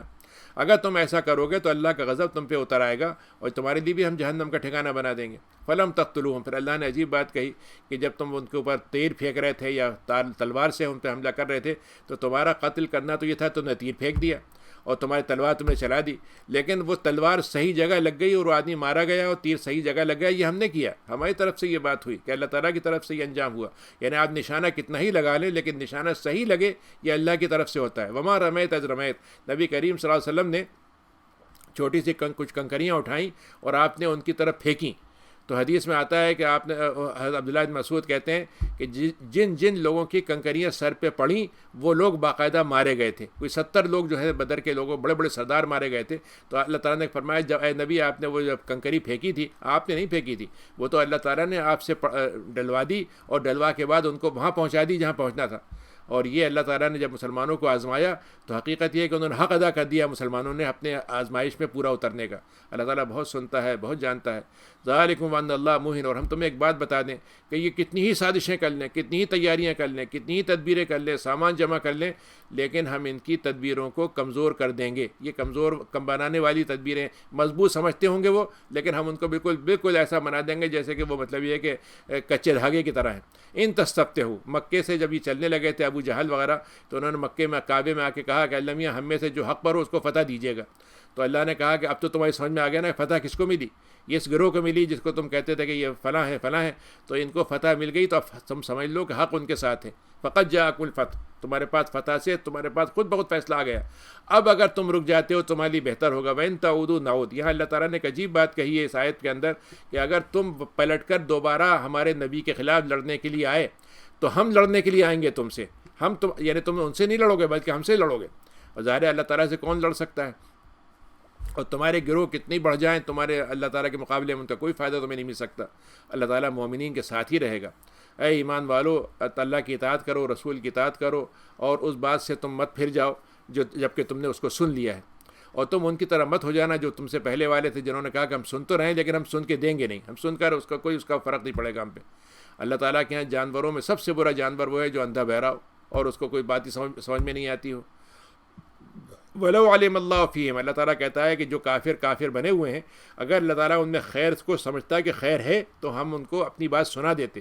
اور لیکن ان کا معاملہ کیا ہے کہ جب ان کو سنا دی جاتی ہے بات تو وہ منہ پھیر کے نکل جاتے ہیں اور اعراض برتتے ہیں، پہلو بچا جاتے ہیں۔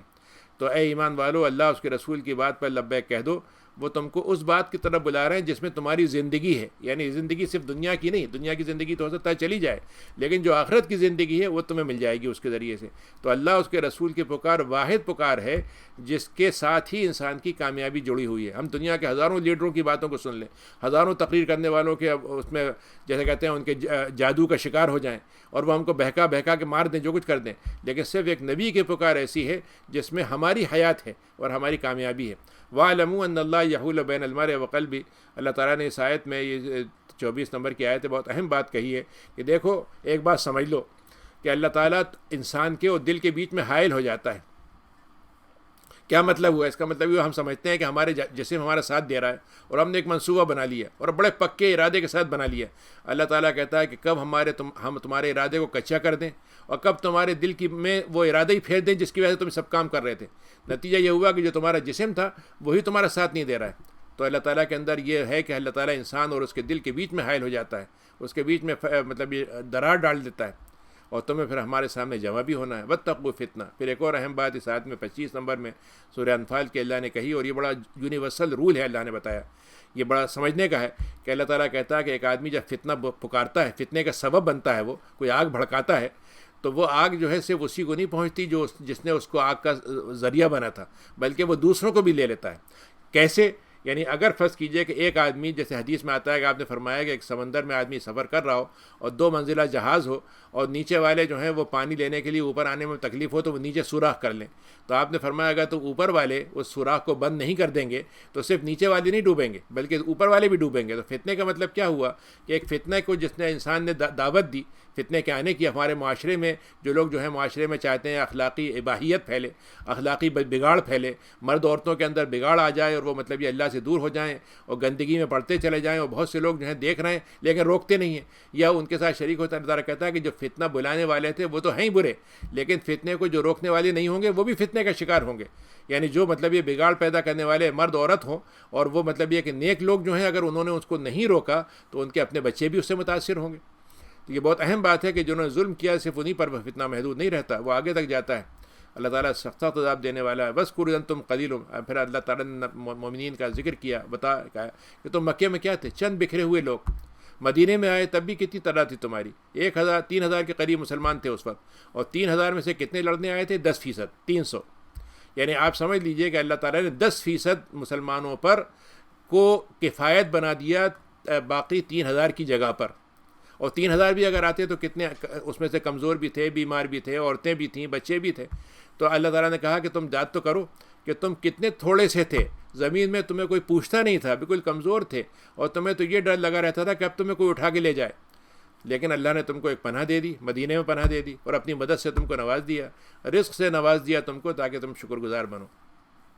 تو اے ایمان والو، جب تمہیں اللہ نے طاقت دے دی ہے تو کمزوری کی حالت میں جو تمہارے پر خوف کی حالت تھی وہ تو دور ہو گئی اب، لیکن جب طاقت مل جائے تو طاقت کی حالت میں سرکش مت ہو جانا، اللہ کے حکم سے پیچھے مت چلے جانا، پھر اس میں اللہ کو زیادہ یاد کرنا۔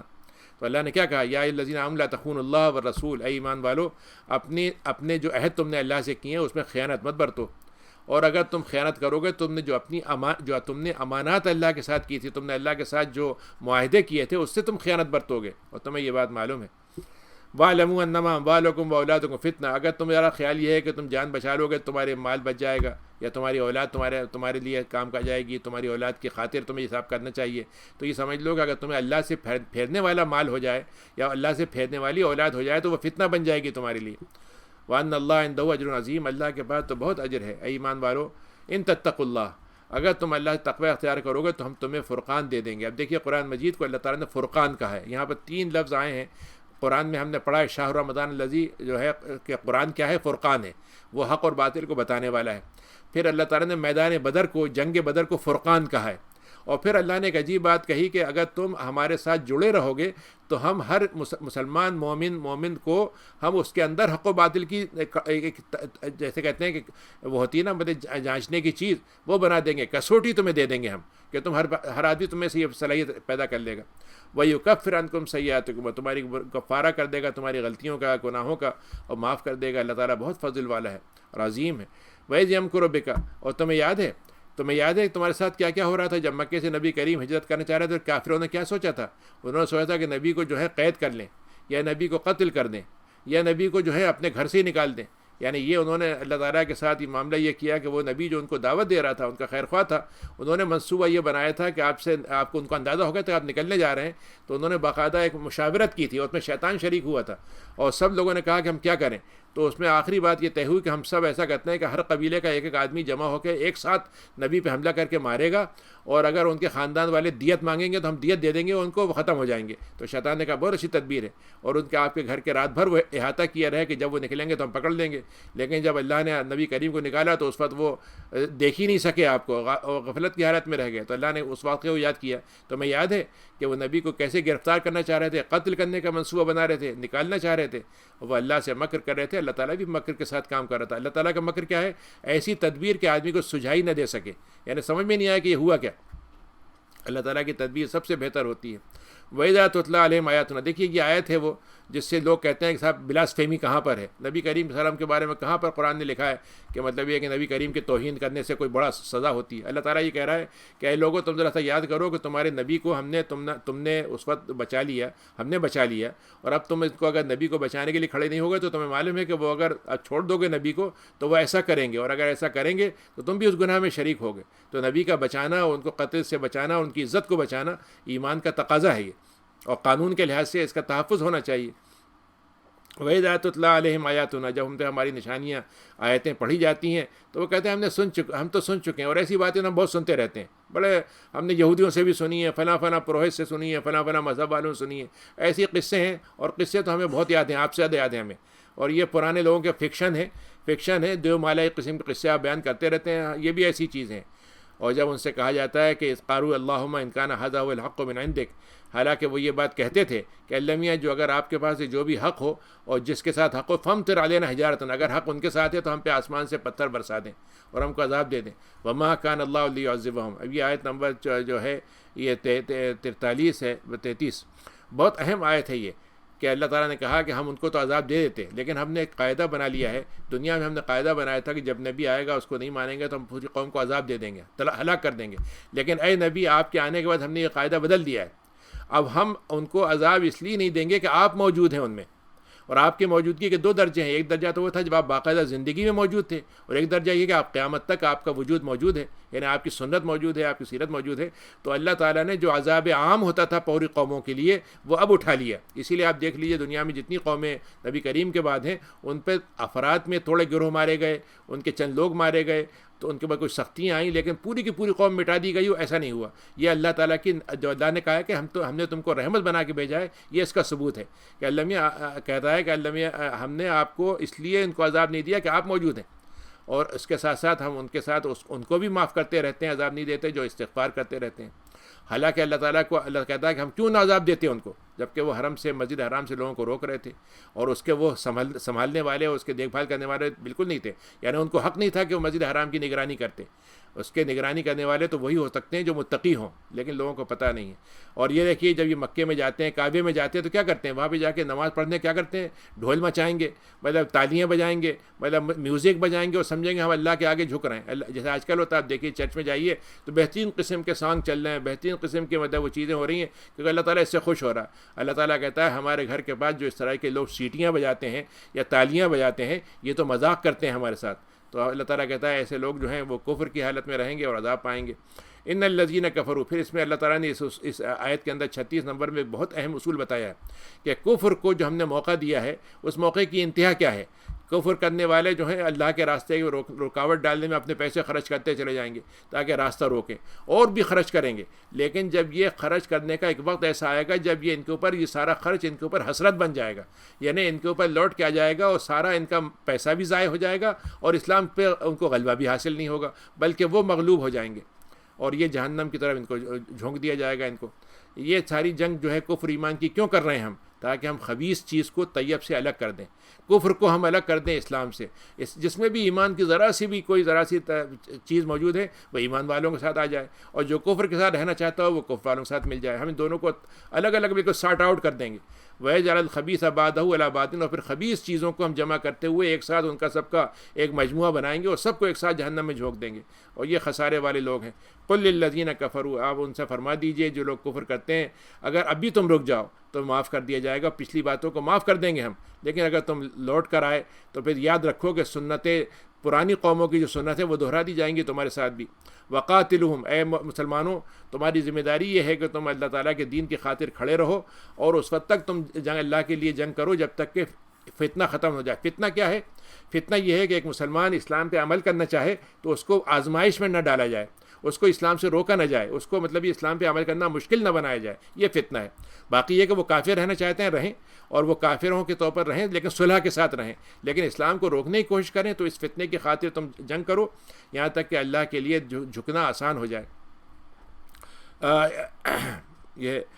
یکون الدین کلہ للہ، اور اللہ کے لیے جو ہے جھکنا سب کا اللہ کے لیے ہو جائے۔ فَإِنِ انتہوا، اگر وہ اس بات پر رک جاتے ہیں، فَإِنَّ اللَّهَ بِمَا يَعْمَلُونَ بَصِيرٌ، تو اللہ تعالیٰ ان کے اعمال کو دیکھتا ہے، جانتا ہے، اور اگر وہ پلٹ جاتے ہیں، منہ موڑ لیتے ہیں، تو آپ ان کو بتا دیں کہ اللہ تعالیٰ جو ہے وہ ہمارا ولی ہے اور ہمارا بہترین آقا ہے اور بہترین مددگار ہے۔ یہ 10واں سپارہ شروع ہوتا ہے، سورہ انفال ابھی جاری ہے۔ تو وَاعْلَمُوا أَنَّمَا غَنِمْتُمْ، اب یہاں سے اللہ تعالیٰ نے غنیمت کے احکام شروع کیا۔ پہلے تو یہ بتا دیا غنیمت تمہارے لیے نہیں ہے لیکن ہمارے ہیں، لیکن پھر اللہ نے کہا نہیں ہم اپنے پاس نہیں رکھنا چاہتے، ہم تمہیں ہی دیں گے۔ تو اللہ تعالیٰ نے کیا کہا کہ مال غنیمت میں سے تم پہلے تو ایک 5واں حصہ جو ہے الگ کر دو، اور وہ 5واں حصہ کس کو ملے گا؟ رسول کو اور رسول اللہ کے رشتہ داروں کو ملے گا، اور یتیم اور مسکین اور جو مسافر ہیں ان کے لیے بیت المال میں رکھ دیا جائے گا۔ یعنی 5واں حصہ جو ہے اس میں سے ان لوگوں کو رکھا جائے گا۔ اب یہ وہ چیز ہے جو اصل میں آل رسول کے لیے، جس کو ہم سید کہتے ہیں، سیدوں کے لیے یہ تھا کہ اس زکوٰۃ کی جگہ پر یہ بیت المال سے ان کو یہ مال ملتا تھا۔ اب وہ ہو یہ ہے کہ بیت المال رہا نہیں، اور یہ بیت المال سے یہ حصہ بھی نہیں پہنچ رہا ہے، نتیجہ ہوتا ہے کہ وہ حصہ مل نہیں رہا، اور چونکہ زکوٰۃ ان کو لینا نہیں ہے، لے نہیں سکتے، تو اب وہ بیچارے دو مشکلوں میں پڑ گئے کہ یہ والا مل نہیں رہا ہے اور زکوٰۃ لے نہیں سکتے، اس لیے ان کی مشکلات بڑھ گئیں۔ تو یہ اللہ نے اصول بنا دیا تھا کہ یہ رسول کے جو خاندان والے ہیں ان کے لیے یہ حصہ رہے گا۔ اگر تم ایمان رکھتے ہو اللہ پر، اس پر، اور جو ہم نے اپنے بندے پر اتارا ہے یوم الفرقان، بدر کے دن کو اللہ نے کہا ہے فرقان کا دن، یہ 17 رمضان کو ہوئی تھی یہ جنگ، یوم التقى الجمعان، جب کہ دو گروہ ملے تھے۔ اللہ تعالیٰ ہر بات پہ قدرت رکھتا ہے۔ اذن تم بالعدۃ الدنیا، تم ایک پہاڑی ہیں، دو پہاڑیاں ہیں قریب قریب کی، تو تم جو تھے ذرا دور والی پہاڑی کے، تم قریب والی پہاڑی پہ تم ٹھہرے ہوئے تھے، اور وہ لوگ جو تھے، قافلہ جو تھا وہ دوسری پہاڑی کے پیچھے سے گزر رہا تھا، اور یعنی گزر رہا تھا، والرکب اسفل منکم، ایک پہاڑی جو تھی دوسری طرف تھی، اور قافلہ جو تھا اس کے نیچے سے ذرا نشیب سے گزر رہا تھا، یعنی تم کو نظر نہیں آ رہا تھا لیکن وہ گزرتا جا رہا تھا، لیکن تم سے ذرا سا فاصلے پہ تھا۔ اگر تم دونوں ایک دوسرے سے طے کرتے کہ ہم آپس میں جا کے مل جائیں گے، تو ہو سکتا ہے تم ملنے کا تمہارا اندازہ غلط ہو جاتا اور تم مل نہیں پاتے،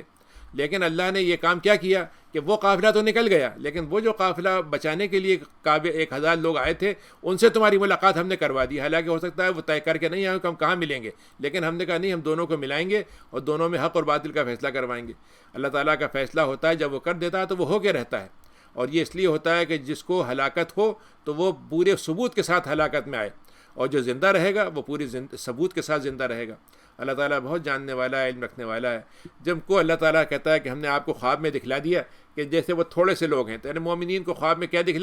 دکھایا گیا کہ بس چند لوگ ہیں، وہ ہمارے برابر ہی ہیں، تقریباً ہم جیسی تعداد ہے، کوئی مسئلہ نہیں۔ اگر ہم تم کو بتا دیتے کہ وہ بہت زیادہ ہیں تو تم ہو سکتا ہے تمہارے اندر کمزوری پھیل جاتی، بزدلی تم دکھا دیتے اور آپس میں جھگڑنے لگتے کہ نہیں ہم نہیں لڑیں گے، آج نہیں لڑیں گے، کل لڑیں گے، صلح کر لیتے ہیں، مطلب یہ تھوڑا سا ٹال دیتے ہیں۔ تو اللہ تعالیٰ نے کہا کہ یہ بات ہو جاتی، لیکن اللہ تعالیٰ نے تم کو بچا لیا، وہ تمہارے دلوں کا حال جانتا ہے۔ اور وَيُرِيكُمُهُمْ، اور جب ہوا کیا کہ جب تمہیں دکھلایا گیا کافروں کے دلوں میں، ان کے دلوں میں، تو انہوں نے دیکھا کہ بہت، وہ تو 10-20 لوگ ہیں، 150 لوگ ہیں، تو کافروں کے دل میں یہ اللہ نے دل ڈال دیا کہ یہ بہت تھوڑے سے لوگ ہیں، تاکہ تم کو وہ اپنی آنکھوں سے بہت تھوڑا سا دیکھیں۔ یہ بھی اللہ کا ایک فیصلہ تھا جو ہو کے رہا۔ اللہ تعالیٰ کی طرف سارے معاملے لوٹتے ہیں۔ اے ایمان والو، اللہ تعالیٰ نے دیکھیے یہاں پر پھر اصول بتا دیا کہ اخلاقی زندگی مسلمان کی سب سے اہم ہے، سیاسی تربیت، فوجی تربیت، ساری اہم چیزیں، لیکن اگر وہ تربیت کمزور بھی ہو جائے تب بھی کوئی بات نہیں، لیکن اگر اخلاقی تربیت خراب ہو گئی اور ایمان سے تعلق کمزور ہو گیا تو پھر جنگ ہار جائیں گے۔ مسلمانوں کی جنگ جو ہے وہ مال و دولت کی نہیں ہے، نہ سیاحت کی ہے، نہ کوئی مزیداری کی ہے، نہ حکمرانی کی ہے۔ تو اللہ نے کہا کہ جب تمہاری ملاقات ہو دشمن سے تو اس وقت جم جاؤ اور اللہ کا ذکر اس وقت بھی کرتے رہنا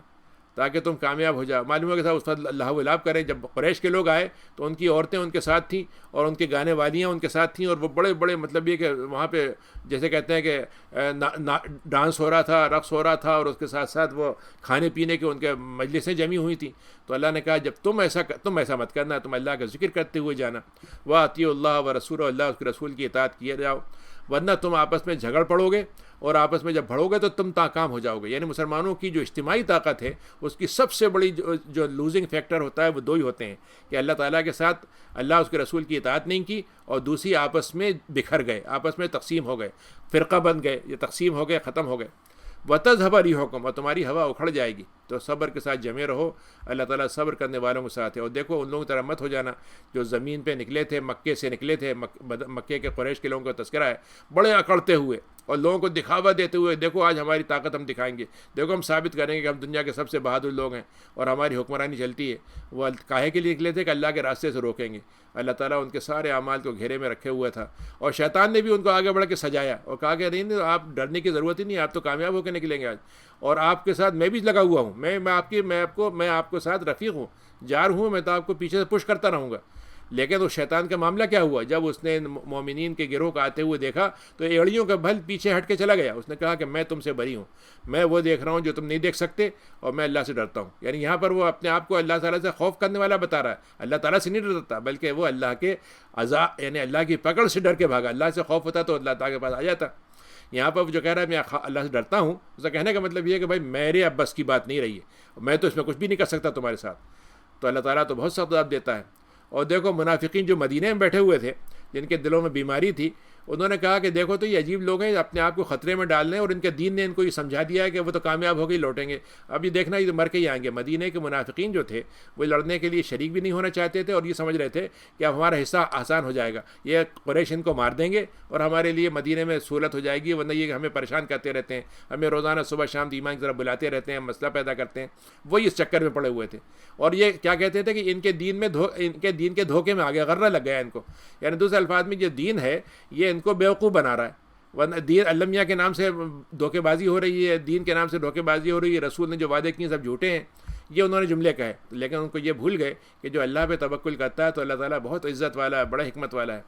اور آپ کو وہ منظر یاد ہے جب فرشتوں کی طرف سے مطلب یہ کہ ایسا لگ رہا تھا، ہم نے فرشتوں سے کہا کہ تم کافروں کو وفات دینا،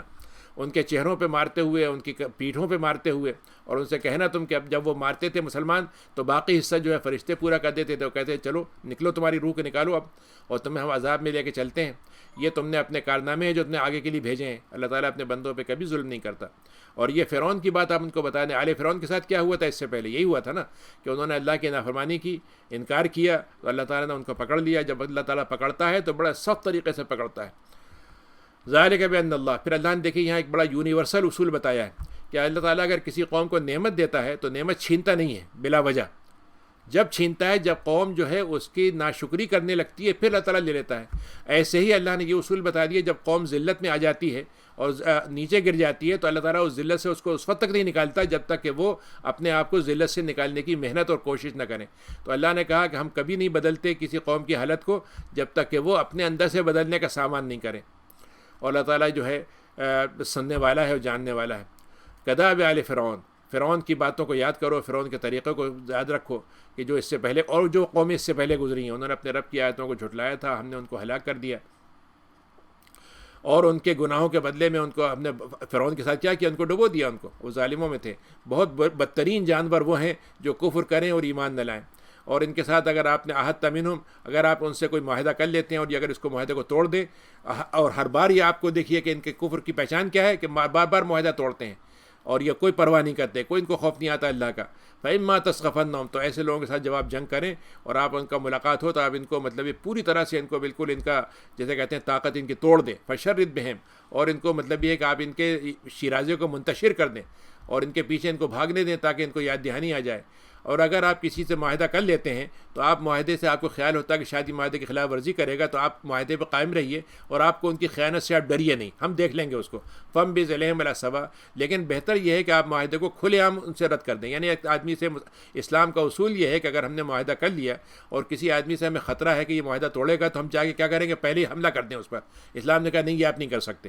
خیانت وہ کر رہا ہے کرنے دیجئے، لیکن اگر آپ یہ سمجھتے ہیں تو خیانت واقعی کرنے والا ہے تو آپ کھلے عام کہہ دیجئے ہمارا تم سے معاہدہ نہیں ہے، لیکن آپ معاہدہ باقی بھی رکھیں اور چوری چوری ان کے خلاف حملہ کریں، یہ آپ نہیں کریے گا۔ فم بِذَلِهِمْ عَلَى سَوَاءٍ، بالکل کھلے عام ان سے اعلان کر دیں، کیونکہ اللہ تعالیٰ خیانت کرنے والوں کو پسند نہیں کرتا، چاہے وہ مسلمانوں میں سے ہو یا کافروں میں سے ہو۔ اور یہ لوگ جو کفر کرتے ہیں یہ سمجھتے ہیں ہم کو ہرا دیں گے، یہ ہرا نہیں سکتے، اللہ تعالیٰ کو بے بس نہیں کر سکتے۔ تو اے مسلمانوں، تمہاری زندگی میں یہ مشن ہونا چاہیے تمہارا بطور حکومت کے، بطور تمہارے اجتماعی نظام کے، سیاسی نظام کے، کہ تم اپنی ایک طاقت تیار رکھو، ایک جنگجو فورس اپنی تیار رکھو، ہارس پاور رکھو اپنے پاس، کاہے کے لیے؟ اللہ کے دشمنوں کو اور تمہارے دشمنوں کو ڈراوا دے دو۔ دیکھیے جنگ کا سبب جو ہے، جنگ جو ہے وہ تیاری فوج کی اس لیے نہیں ہوتی کہ اس کو لازماً جنگ کرنا ہے، لازماً اس میں دوسروں کو مارنا نہیں، بلکہ وہ ڈیٹرنٹ ہوتی ہے کہ تاکہ اس کے ذریعے سے دشمنوں کے خوف مسلط رہے کہ یہ مسلمان جو ہے نرمنے والا نہیں ہے، یہ ایسے کچے لوگ نہیں ہیں کہ ہم ان کو جہیز چاہیں گے ان کو کر لیں گے، بلکہ ان کے ساتھ معلوم ہوگا کہ ہمارا بھی کچھ مسئلہ ہو سکتا ہے۔ تو دیکھو تمہارے دشمن بہت سے ہیں جو ابھی تمہیں نظر آ رہے ہیں، اور بعض سے وہ ہیں جو بعد میں تمہیں نظر آئیں گے، تم نہیں جانتے، اللہ تعالیٰ ان کو جانتا ہے، اور جو تم اللہ کے راہ میں خرچ کرتے ہو تم کو اس کو پورا پورا وہ دے دے گا اور ظلم نہیں کرے گا۔ اگر یہ آپ سے صلح کرتے ہیں تو آپ بالکل صلح کر لیجئے، کوئی آپ پریشانی مت کیجئے، یعنی اسلام کا اصل آپشن جو ہے صلح کرنا ہے، اور اگر دوسری طرف سے آفر آئے تو فوراً قبول کر لیجیے، اللہ پہ توکل کر لیجیے کہ وہ اگر دھوکہ دیں گے تو اللہ تعالیٰ آپ کو بچائے گا، اگر وہ آپ کو دھوکہ دینا چاہتے ہیں تو کوئی بات نہیں، اللہ تعالیٰ آپ کے لیے کافی ہو جائے گا، اس نے تو آپ کی مدد کی ہے، مومنین کی مدد کی ہے۔ اور اے نبی، ہم نے آپ کے اندر عجیب خوبی پیدا کی ہے کہ آپ مسلمانوں کے دلوں کو جوڑ دیتے ہیں، اور آپ کو ایسی ہم نے صلاحیت دی ہے کہ اگر آپ دنیا کی ساری دولت بھی لٹا دیتے تو اتنی محبت آپ نہیں سمیٹتے جو آپ کے دلوں میں محبت لوگوں کی ہم نے ڈال دی ہے، اور آپ کی محبت ان میں اور دوسروں کی محبت آپ کے اندر، تو اللہ تعالیٰ نے ایک دوسرے سے آپ کو جوڑ کے رکھا ہوا ہے۔ اے نبی، آپ کافی ہیں، ہمارے لیے آپ اپنے مشن پہ کھڑے رہیے، آپ ہی کافی ہیں ہمارے لیے، اور جو آپ کے پیچھے چلنے والے ہیں وہ کافی ہو جائیں گے۔ اے نبی، مسلمانوں کو آپ کہیے، ترغیب دیجیے کہ لڑنے کے لیے تیار رکھو۔ اگر تم 20 آدمی ہو تو 200 پہ جیت جاؤ گے، 200 پہ تمہاری فتح ہوگی، اور اگر وہ 100 ہیں تو تم 1000 پہ کامیاب ہو جاؤ گے، تم 100 ہو تو ان پہ 1000 پہ کامیاب ہو جاؤ۔ کیوں؟ اس لیے کہ ان کے اندر تفقہ نہیں ہے، ان کے اندر دین کی سمجھ نہیں ہے۔ اللہ تعالیٰ نے کہا کہ ہمارے نزدیک اصل حیثیت تو مسلمان کی یہی ہے کہ وہ 1 اور 10 کا ریشیو ہے، لیکن بطور مینڈیٹری کے، بطور حکم کے ہم یہ کہتے ہیں کہ تم 1 اور 2 کا مقابلہ تمہیں ضرور کرنا چاہیے، اتنا تو تمہارے پاس لازمی ہے۔ اللہ تعالیٰ تمہارے اس حکم کو آسان کر رہا ہے، تمہارے لیے اندر کمزوری دیکھ رہا ہے، تو تم اگر 100 صبر کرنے والے ہو تو 200 پہ کامیاب ہو جاؤ گے، اگر 1000 ہو تو 2000 پہ کامیاب ہو جاؤ گے۔ اللہ تعالیٰ صبر کرنے والوں کے ساتھ ہے۔ وما کان لنبی، اللہ تعالیٰ نے نبی کریم سے کہا تھا کہ آپ ان سے خوب لڑیے گا، ٹھیک سے ان کے خون بہائیے گا۔ ہوا کیا کہ شروع میں جب مسلمانوں کو جنگ ہو گئی تو مسلمانوں نے قیدی بنانے شروع کر دیے۔ اب قیدیوں کے بارے میں کیا کیا؟ ان کو بھائی ان کو فدیہ لے کے چھوڑ دیتے ہیں۔ تو اللہ تعالیٰ نے، حضرت عمر کی رائے تھی کہ ان کو مار دیا جائے، حضرت ابوبکر کی رائے تھی فدیہ لے لیں۔ اچھا، اس میں کوئی باقاعدہ حکم نہیں اترا تھا تو آپ نے فدیہ لے کے چھوڑ دیا۔ تو اللہ نے کہا کہ ہمارے ایک نبی کو یہ جائز نہیں تھا، صحیح نہیں تھا اس کے لیے کہ وہ ان سے فدیہ لے کے ان کو چھوڑ دے، اور ان کو یہ ہے کہ زمین میں ان کو یہ کہ ان کا زور توڑے نہیں۔ اور تم دنیا کی طلب کر رہے ہو، دنیا کے چند پیسوں میں تم راضی ہو رہے ہو، اللہ تعالیٰ آخرت تم کو دینا چاہتا ہے۔ اور اللہ تعالیٰ نے اگر یہ کتاب پہلے سے نہ لکھی ہوتی، یعنی یہ حکم نہ اترا ہوتا، تو اس تم نے فدیہ جو لیا تھا، ان سے جو پیسے لیے تھے، اس کے بدلے میں ہم تم کو سزا دے دیتے۔ فَكُلُوا مِمَّا غَنِمْتُمْ، ٹھیک ہے، اب ہم نے تم نے یہ کام کر لیا، ہم جائز کر رہے ہیں کہ تم غنیمت کو لے لو، اور یہ حلال ہے تمہارے لیے۔ اللہ تعالیٰ سے ڈرتے رہو۔ اے لوگو، اے مومنین، نبی آپ فرما دیں جن لوگوں کو جو مسلمان ہو جائیں گے قیدیوں میں سے، اگر تم نکل جاتے ہو، اللہ تعالیٰ تمہیں خیر دیکھتا ہے، تمہارے اندر خیر کو نواز دے گا۔ عباس سے فدیہ لیا تھا آپ نے، تو ان سے کہا گیا ٹھیک ہے، آپ کو اگر فدیہ دے رہے ہیں دے دیجئے، لیکن اگر خیر ہے آپ کے اندر تو اللہ تعالیٰ آپ کو اس سے زیادہ بڑھ کے لوٹا دے گا، اور آپ معافی بھی کر دے گا۔ وَإِن يُرِيدُ خِيَانَتَكَ، لیکن اگر یہ آپ کو خیانت میں آپ کو ڈالنا چاہتے ہیں، آپ کو دھوکے بازی کرنا چاہتے ہیں، تو یہ تو پہلے بھی اللہ سے خیانت کرتے رہے، لیکن اللہ نے آپ کو ان پر قبضہ دے دیا، حکم آپ پر ان کو بس میں دے دیا آپ کے۔ ان الذین آمنوا، یہاں اللہ تعالیٰ نے اس آیت کے اندر 72 ہے، بہت اہم آیت ہے یہ، کہ مسلمان جو ہوتا ہے اس کی پہچان کیا ہوتی ہے؟ ایمان لانا چاہیے، اور ایمان کی خاطر گھر چھوڑنا پڑے تو گھر چھوڑ دے، اور اللہ کی راہ میں جہاد کرنا چاہیے اس کو، اللہ کی راہ میں مال سے، جان سے۔ اور وہ لوگ جو ہجرت کرتے ہیں وہ اللہ کے بہت چہیتے ہیں، اور جو ان کو اپنے گھروں میں، اپنے ملکوں میں پناہ دیں، وہ جو انصار کہلاتے ہیں، وہ بہت اللہ کے پسندیدہ ہیں، اور یہ ایک دوسرے کے ولی ہیں۔ اور ایک مومن اگر ایمان لے آتا ہے لیکن اپنے علاقے میں جہاں پر وہ دبا ہوا ہے وہاں سے نکل کے مسلمان علاقے میں نہیں جاتا ہے، تو وہ مسلمانوں کی جو ولایت ہے وہ اس کو حاصل نہیں ہوگی۔ تو یہاں پر موالات کا مطلب ہوتا ہے سیاسی طور پر، یعنی جس کو سٹیزن شپ کہتے ہیں، یعنی مسلمان جو مومن ہو اور وہ اسلامک کنٹری جو بھی اسلام کا ملک ہو وہاں چلا جائے تو وہ سٹیزن ہو جائے گا، تو اس کو موالات کہتے ہیں سیاسی طور پر۔ یعنی مسلمان کی جو سٹیزن شپ ہوتی ہے اسلامی حکومت میں 2 درجے کی ہوتی ہے، ایک امت کا حصہ ہوتا ہے، ایک اس ملک کا حصہ ہوتا ہے۔ اور جو مومن جو ہے اس ملک میں نہ منتقل ہو، اپنے ملک میں رہے، تو اس کی سٹیزن شپ نہیں رہے گی اسلامی ملک کی، لیکن اس کی ولایت رہے گی بطور امت کے فرد کے۔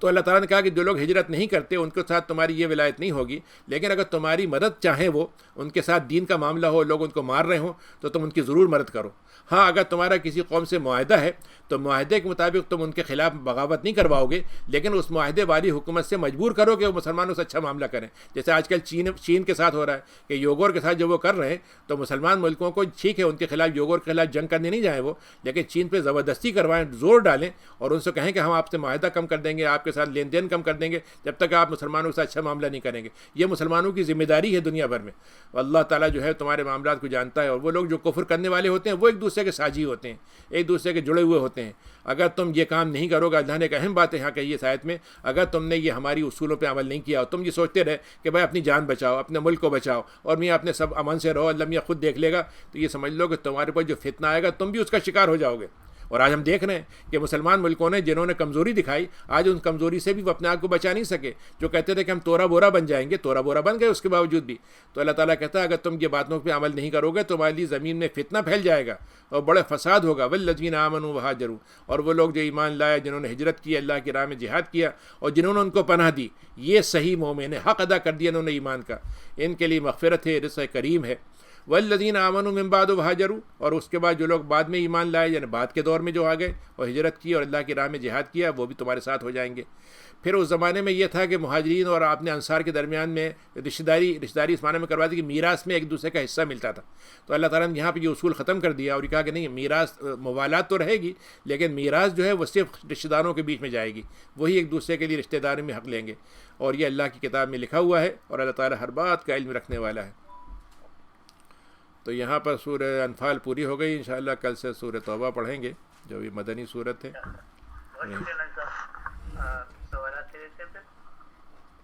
جی جی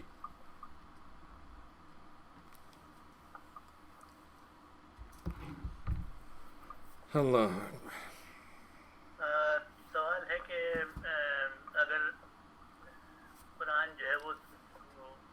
کرسی پہ بیٹھ کے پڑھ رہے ہیں تو سجدہ تلاوت جو ہے وہ بھی سجدے کرسی پہ بیٹھ کے کیا کر سکتے ہیں یا اس کے لیے فلور پہ جانا ضروری ہے؟ نہیں، کرسی پہ بیٹھے بیٹھے بھی سجدہ کر سکتے ہیں، اگر سجدہ زمین پہ بیٹھ کے کر سکتے ہو تو کر لیں، ورنہ اگر نہیں کر سکتے ہو تو کرسی پہ کر لیں۔ ایک اور سوال تھا کسی صاحب کا کہ وہ سجدہ تلاوت کا صحیح طریقہ کیا ہے، یعنی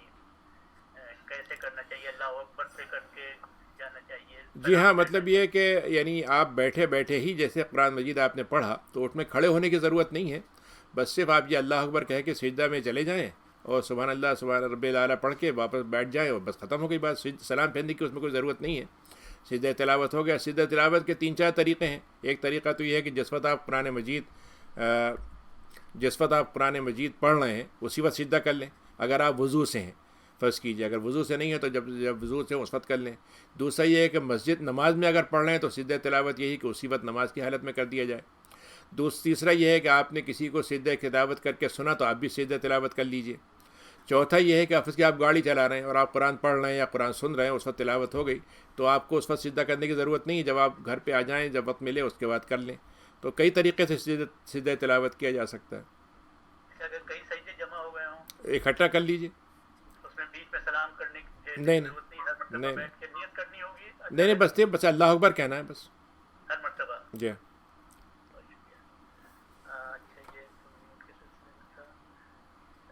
یہ کہہ رہے ہیں کہ نفل تراویح اگر پڑھ رہے ہیں تو اس میں قرآن دیکھ کے پڑھنا بہتر ہے یا چھوٹی چھوٹی آیتیں پڑھنا بہتر ہے؟ مطلب یہ کہ یہ دونوں باتیں اپنی جگہ پہ برابر ہیں، لیکن ظاہر ہے کہ اگر آپ کو جو چیزیں حفظ ہیں تو حفظ کرنے کا شوق پیدا ہو آدمی کو، جتنی یاد کر سکتا ہو وہ کر لے تو زیادہ اچھی بات ہے۔ باقی یہ کہ اگر ایسا نہ ہو تو قرآن مجید دیکھ کے پڑھنے میں بھی کوئی مطلب یہ کہ کوئی حرج نہیں ہے اس میں۔ یہ ایک سوال ہے نبی صاحب، مختلف ضرورت ہے کہ یہاں کینیڈین لاز میں ایک سے زیادہ شادی نہیں کر سکتے۔ Islam does allow, so if someone wants to have a second marriage, what are the options? Divorce is not an option for the first wife. یعنی سوال وہی کہہ رہے ہیں کہ پہلی بیوی کو طلاق نہیں دے سکتے، نہیں دینا چاہتے، لیکن دوسری شادی کرنا چاہتے ہیں، اس میں کیا یہاں کے لیے کیا آپشن؟ دیکھیے سیدھی سی بات یہ ہے کہ یہ جو دوسری شادی کا ہے یہ حکم نہیں ہے بلکہ اجازت ہے۔ تو اجازت کا مطلب یہ ہوتا ہے کہ اگر ایک قانون یہ کہہ رہا ہے کہ یہاں پر آپ رہتے ہوئے دوسری شادی نہیں کر سکتے تو آپ کو یعنی کوئی شریعت کی اس میں آپ خلاف ورزی نہیں کر رہے اگر آپ نے شادی نہیں کی۔ ایک تو پہلی بات تو یہ ہو گئی۔ لیکن اب دوسری صورتحال یہ ہے کہ آپ شادی کرنا چاہتے ہیں، مطلب کوئی مجبوری ہو سکتی ہے، کوئی مطلب بیماری ہو گئی ہے یا کوئی ایسی بات ہو گئی ہے، ایک یہاں پر ہے، ایک آپ پاکستان میں کر رہے ہیں، تو دو باتیں اس میں طے ہیں کہ قانونی طور پر اگر آپ نے یہ کیا ہے تو یہاں پر تو رہتے ہوئے آپ اگر ویسی شادی کرتے ہیں تو خلاف ورزی کریں گے قانون کی، جو میرے نزدیک صحیح نہیں ہے، نہیں کرنا چاہیے۔ اب اگر کوئی آدمی یہ کرتا ہے کہ پاکستان میں ایک شادی کر لی ہے، رکھا ہوا ہے، تو یہ بات تو طے ہے کہ قانونی طور پر وہ یہاں پر بطور بیوی کو اس کو نہیں لا سکتا۔ اب لوگوں نے اس کے لیے ہیلا نکالا ہوا ہے کہ اس کو کہہ دیتے ہیں بھائی یہ تو ہماری گرل فرینڈ ہے مثلا، یا ہم کامن پارٹنر ہیں، تو اب یہ بھی جھوٹ ہے، جھوٹی بات کہتے ہیں وہ۔ تو اس لحاظ سے اگر آپ یہاں رہ رہے ہیں تو یہاں کے رہنے کی یہ پرائز تو آپ کو دینا ہوگی کہ قانون کی آپ اتنی پابندی جو کریں جس میں آپ سچ بولیں، جھوٹ نہ بولیں۔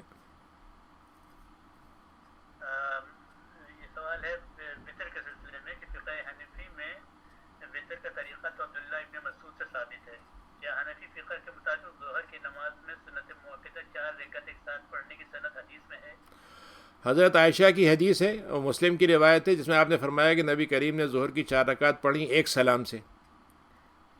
یہ اس کی سنت بات ہو گئی. ان کا جی سوال اسی سلسلے میں تھا, وطر کے سلسلے میں نہیں تھا. جی جی. اور یہ میں نے پوچھ لیا آپ سے کہ سجدہ انہوں نے لکھا ہے. میرا خیال ہے کہ اس وقت کیونکہ سجدہ تلاوت کی آپ نے بات کی تھی نا, جواب ہو گیا اس سوال کا کہ بس سجدہ کر لیں, اللہ اکبر کہہ کے چلے جائیں, سجدہ کر لیں, سجدہ جی تلاوت کی بات. سیدھے تلاوت کیجیے. اچھا, ایک کوئی شخص ہے جو افطار کے بعد نیند آ گئی انہیں اور وہ کوئی 2 بجے اٹھے, تو کیا اس وقت وہ عشاء کی نماز پڑھ سکتے ہیں؟ بالکل پڑھ سکتے ہیں. فجر تک عشاء کا وقت ہے, پڑھ سکتے ہیں, کوئی مسئلہ نہیں. 2-2:30 بجے 3 بجے جی جی جی, آرام سے آرام سے. بلکہ میں تو خاص طور سے جیسے جو یعنی زیادہ معمر لوگ ہیں, بوڑھے لوگ ہیں, یا بچے ہیں, تھوڑے سے رات کو جاگنا مشکل ہوتا ہے, میں لوگوں سے یہی کہتا ہوں کہ وہ افطار کرنے کے بعد یعنی آرام کر لیں, سو جائیں, اور رات میں تھوڑا سا پہلے اٹھ جائیں, 1 آدھ گھنٹہ پہلے فجر پڑھ لیں اور تہجد پڑھ لیں, پھر سحری کر لیں.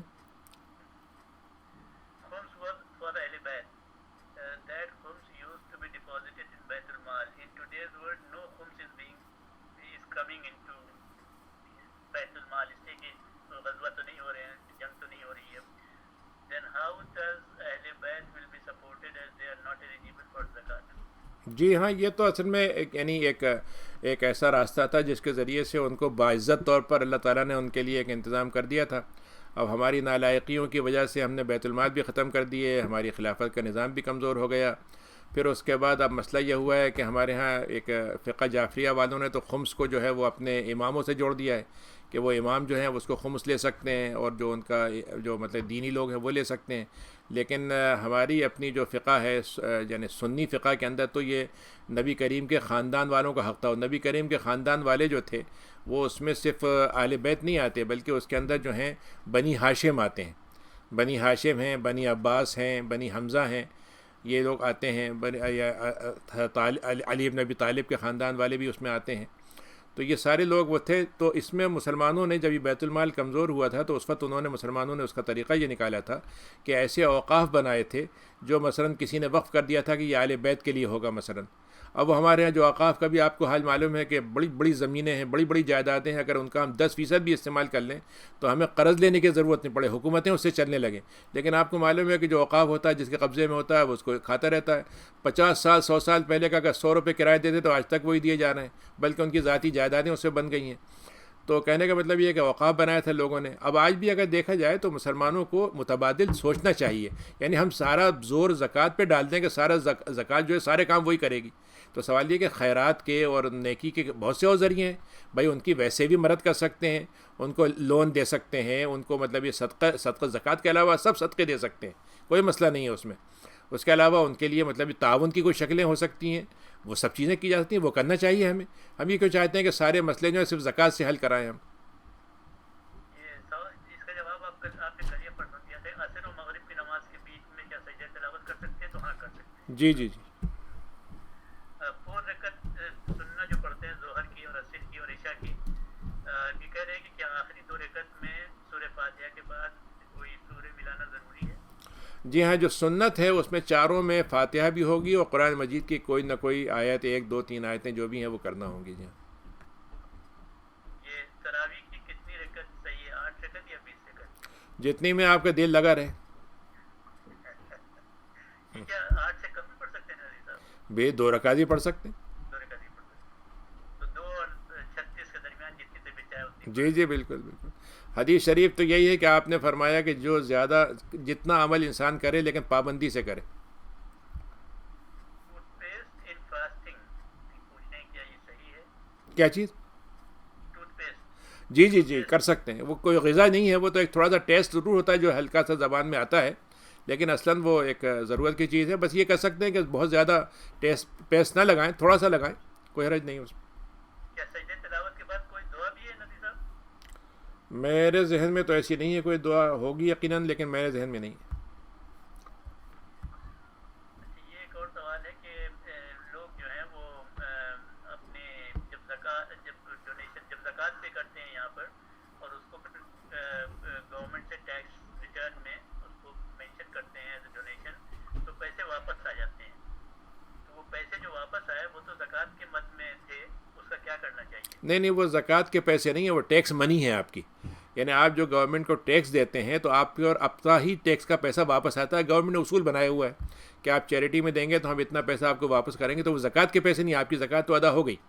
یہ جو پیسے ملے ہیں آپ کو, یہ حکومت کی طرف سے ایک طرح کا وہ ہے جو حق ہے آپ کا. اب آپ جو ہیں دو کام کر سکتے ہیں اس میں. ایک تو اگر آپ اس کو استعمال کریں کوئی حرج نہیں ہے اس میں, لیکن اگر آپ چاہیں تو دوبارہ اس کو پھر صدقے میں دے دیں.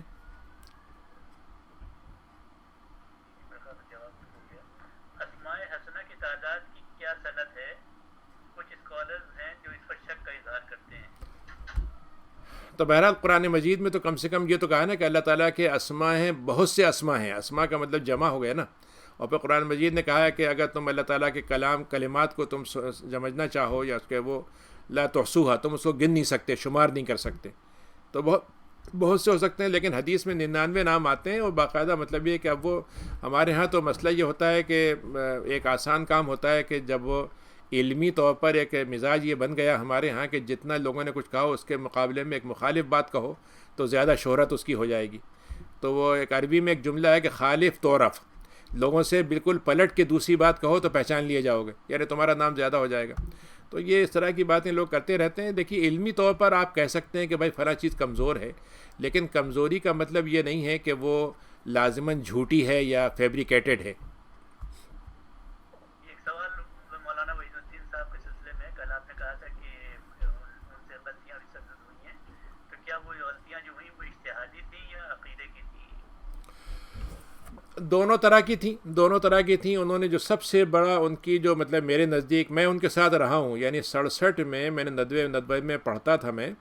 تو وہاں پر وہ زمانے میں ندوے ہی میں ایک ریسرچ ڈپارٹمنٹ تھا, اس میں وہ رہتے تھے. پھر اس کے بعد وہاں سے چھوڑ دیا تھا.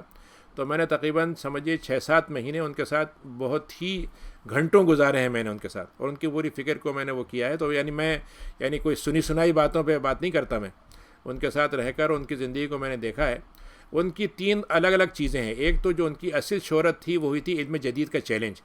انہوں نے ثابت کیا تھا سائنسی زبان میں کہ اسلام حق ہے, اور اسلام کی جو باتیں ہیں وہ مطلب ثابت کی جا سکتی ہیں منطق سے. تو یہ بہت زبردست کام تھا, اور حقیقت یہ ہے کہ ان کی سب سے بڑی شہرت اسی کتاب سے ہوئی. دوسرا جو ان کے پاس مطلب یہ کہ ان کے اندر ان کا وہ ہے جس کو انہوں نے یوں کہہ لیجئے کہ آج کی جو زبان بولی جاتی ہے, بہترین انداز لکھنے والے تھے, اور بہت ہی مطلب یہ بہت ہی مؤثر زبان تھی, سادہ تھی, اور خاص طور سے چھوٹے چھوٹے سے واقعات سے وہ نتائج نکال کے لوگوں کو واعظ نصیحت کی بات کرتے تھے, بہت زبردست تھی. یہ بھی بہت اچھا تھا. لیکن تیسرا حصہ جو ہے وہ یہ تھا کہ ان کے ذہن میں یہ بات بیٹھ گئی کہ اسلام جو ہے وہ بنیادی طور پر صرف عبادت کا نام ہے, نماز روزے کا نام ہے, اور اسلام میں نہ تو جنگ ہے, نہ جہاد ہے, نہ سیاست ہے, نہ حکومت ہے, نہ اس میں شریعت کا کوئی نفاذ ہے. یہ ساری چیزیں جو ہیں ہمارے 1400 سال کے علماء نے جانے کہاں سے غلطی سے سمجھ لیں. تو انہوں نے 1400 سال کے جتنے مصلحین اور جتنے مجددین گزرے ہیں سب کا ستیہ ناش کر دیا, یہ کرتے کہ سب غلط سمجھے تھے.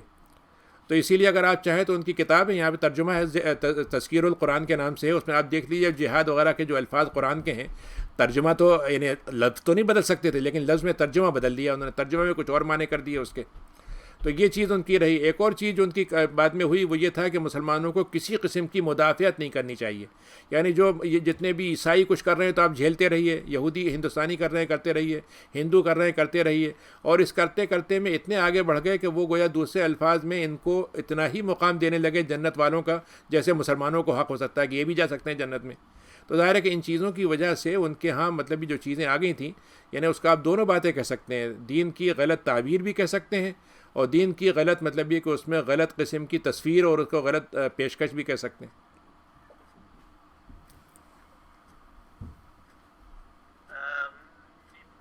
یہ سوال صدقات, ڈونیشن اور چیریٹی میں کیا فرق ہے؟ مطلب یہ کہ چیریٹی تو کوئی بھی ہو سکتی ہے, اس کا نام چیریٹی اس لیے کہ آپ اللہ کی خاطر اس کو کر رہے ہیں, اور صدقات کا مطلب یہ کہ آپ جو ہے اس کو کسی وجہ سے دے رہے ہیں, کوئی سبب ہو سکتا ہے. مثلا آپ نے کوئی فرض کیجئے کہ نظر مان رہے ہیں, اب جیسے عقیقہ ہے وہ بھی صدقہ کہلائے گا, مطلب لیکن صدقہ یہ ہے کہ بیٹا ہوا ہے, بیٹی ہوئی ہے, اس کی وجہ سے کر رہے ہیں. پھر اس کے بعد فرض کیجئے کہ آپ نے کوئی نظر مان لی کسی وجہ سے, تو وہ بھی صدقہ ہو گیا, لیکن اس کی شکل الگ ہو جائے گی. اور ایک جو ہوتا ہے آپ نے بلا یوں ہی آپ کا دل چاہ رہا ہے کہ میں بس اللہ کی راہ میں کچھ دے دوں, تو وہ بھی صدقہ مانا جائے گا. اور خیرات جو ہیں وہ بھی ہمارے اصل میں اردو میں خیرات کا لفظ تو بڑا خراب معنی میں آ گیا ہے نا. یعنی خیرات کا مطلب جیسے آپ کہتے ہیں کوئی کسی کو گری پڑی چیز دے دی کسی کو, بالکل گئی گزری چیز. حالانکہ خیرات کا عربی میں جو مطلب ہے وہ تو یہ ہے کہ آپ خیر کا کام کر رہے ہیں. تو خیر کے جتنے بھی راستے ہیں وہ 2-3 ہو سکتے ہیں. ایک تو یہ کہ رشتہ داری کے خاطر آپ دے رہے ہیں, کسی کی مزدوری کمزوری کی وجہ سے, بیماری کی وجہ سے, ضرورت کی وجہ سے دے رہے ہیں, کسی کو آپ ویسے ہی اس کے ساتھ کوئی اچھا سلوک کرنا چاہ رہے ہیں, یہ سب خیرات میں آ جائیں گے. نہیں سر, یہ پھر وہ شاید پہلا والا سوال جو تھا اس میں ورڈنگ صحیح نہیں تھی. سجدہ تلاوت میں بھی سبحان ربی العلی پڑھیں گے نا؟ جی جی, اس کے ساتھ ایک آدھ دعا بھی ہے, اس میں دعا بھی ہے اس کے اندر, مجھے اس وقت یاد نہیں, لیکن اس کی ایک دعا الگ سے بھی ہے. اچھا, لیکن سبحان ربی العلی وہ بھی کافی ہے. جی ہاں, وہ بھی کافی ہے. if a non-Muslim individual or a country utters bad words about our Prophet, what should be the right response, if at all, from Muslims or Muslim countries? دیکھیے, اس کے یہ تو بہت لمبا موضوع ہے, لیکن اگر آپ یوں سمجھ لیں کہ ایک ہے توہین رسول, تو اسلام میں توہین رسول کی تو اجازت بالکل نہیں ہے مسلمان کو اور مسلمان ملک میں رہنے والے کو. یعنی وہاں پر اگر وہ کرتا ہے تو اس کو مطلب یہ کہ اس پر بلاسفیمی لا نافذ ہوگا. لیکن یہ جو ہے اس میں جو خرابی ہمارے یہاں ہو رہی ہے وہ یہ ہے کہ مسلمان ملکوں میں اشتعال پھیلا اور کچھ لوگوں نے پکڑ کے اس آدمی پہ الزام لگایا, اس کو مار دیا مثلا. یہ قطعاً جائز نہیں ہے. انہیں اس کو مسلمان اگر اس نے کہا ہے, چاہے وہ مسلمان ہو غیر مسلم ہو, اس کو عدالت میں لے جایا جائے, اس کا ثبوت دیا جائے, باقاعدہ ثابت ہو جائے یا وہ اعتراف کر لے, تب اس کی سزا ہوگی. یہ تو مسلمان ملک کے اندر ہوا, تو اس میں مسلمان پابند ہے اس بات کا بطور ایمان کے, اور غیر مسلم پابند ہے بطور شہری کے. دوسرے نمبر پہ ایک غیر مسلم ملک میں ایک آدمی رہتا ہے اور ایک آدمی وہاں پہ برا کہتا ہے, تو ہم اس کی تنقید کریں گے, اس کے دفاع کریں گے, اس کے خلاف ہم کوئی مطلب یہ کہ ایسا کوئی پرامن طریقہ کریں گے جس کے ذریعے سے وہ آدمی جو ہے یا اس کا ملک جو ہے اس بات کو روک دے. لیکن ہم ان کے خلاف مطلب یہ کوئی اس کو سزا نہیں دیں گے. ایسا نہیں ہوگا کہ ہم اس کو جا کے کسی آدمی سے کہیں جا کے اس کو مار دو, ہم انعام دیں گے مارنے پر, یہ بھی غلط بات ہے. تو جو غیر مسلم میں غیر ملک میں رہ رہا ہے یا غیر مسلم ہے, اس کے لیے جو حق یہ صرف تنقید کا ہوگا یا اس کے مقابلے میں اس کو پریشر ڈالنے کا ہوگا پرامن طور پر. جیسے آج فرض کی فرانس ہے, فرانس کے خلاف ہم بائیکاٹ کریں کہ بھائی ان کی چیزیں نہ خریدی جائیں, یہ کیا جا سکتا ہے. اور باقی اس کا تعلق جو ہے وہ میں آپ کو ایک جملے میں آپ کو ایک بات بتاؤں کہ مثلا ایک عیسائی جو ہے عیسیٰ علیہ السلام کو مثلا گالی دیتا ہے,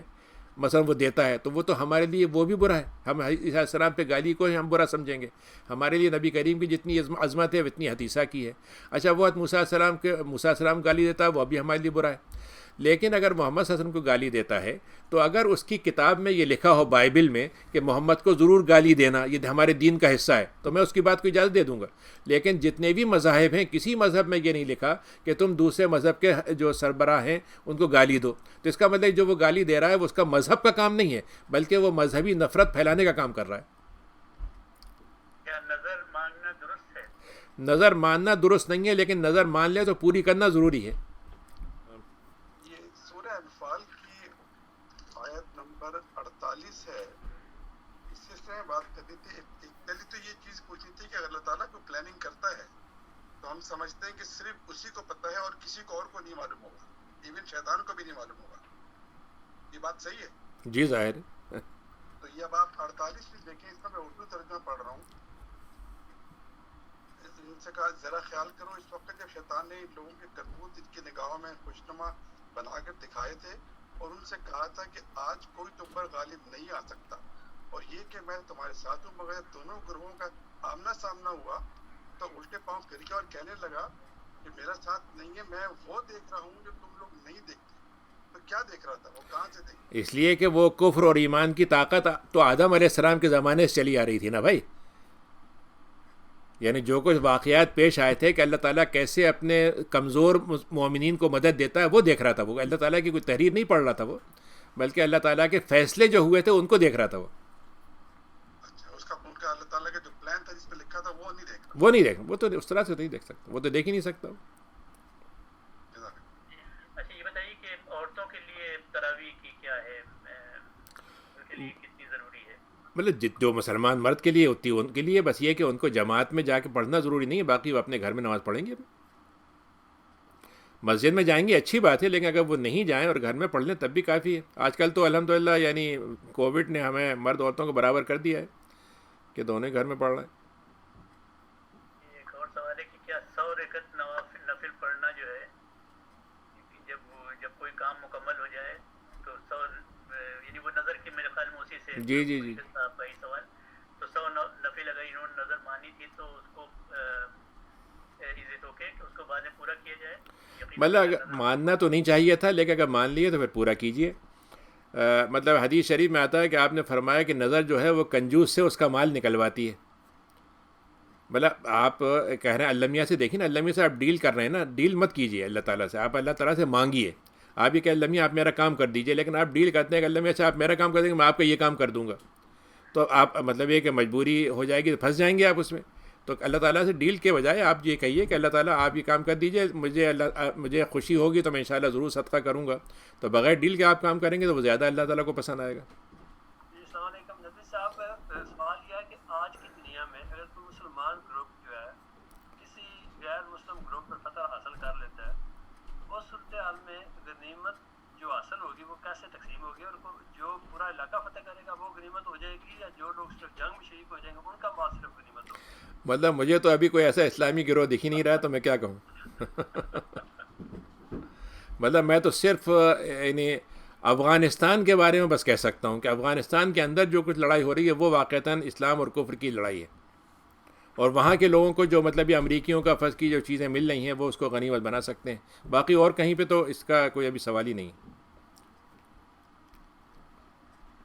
میرا سوال یہ تھا کہ اگر ہو جائے تو پھر نہیں، اگر ہو جائے تو اس کے دو اصول ہیں. ایک تو ہوتا ہے میدان جنگ میں فتح اور شکست کے بعد مال ملا ہے تو وہ تو پہلے جو لڑنے والے ہیں ان کو دیا جائے گا، اس کے بعد باقی لوگوں کو جائے گا. لیکن اگر صلح کر کے کوئی چیز ملی ہے کہ آپ نے فرض کیجئے کسی مسلمان ملک نے کہا کہ ہم صلح کر لیتے ہیں لیکن تمہیں ہر سال اتنا ہم کو تم اتنا وہ دو گے، باج گزاری کرو گے ہماری، تمہیں اتنا مطلب تاوان دو گے ہمیں، تو پھر وہ سارے مسلمانوں کو تقسیم ہوگا پھر وہ.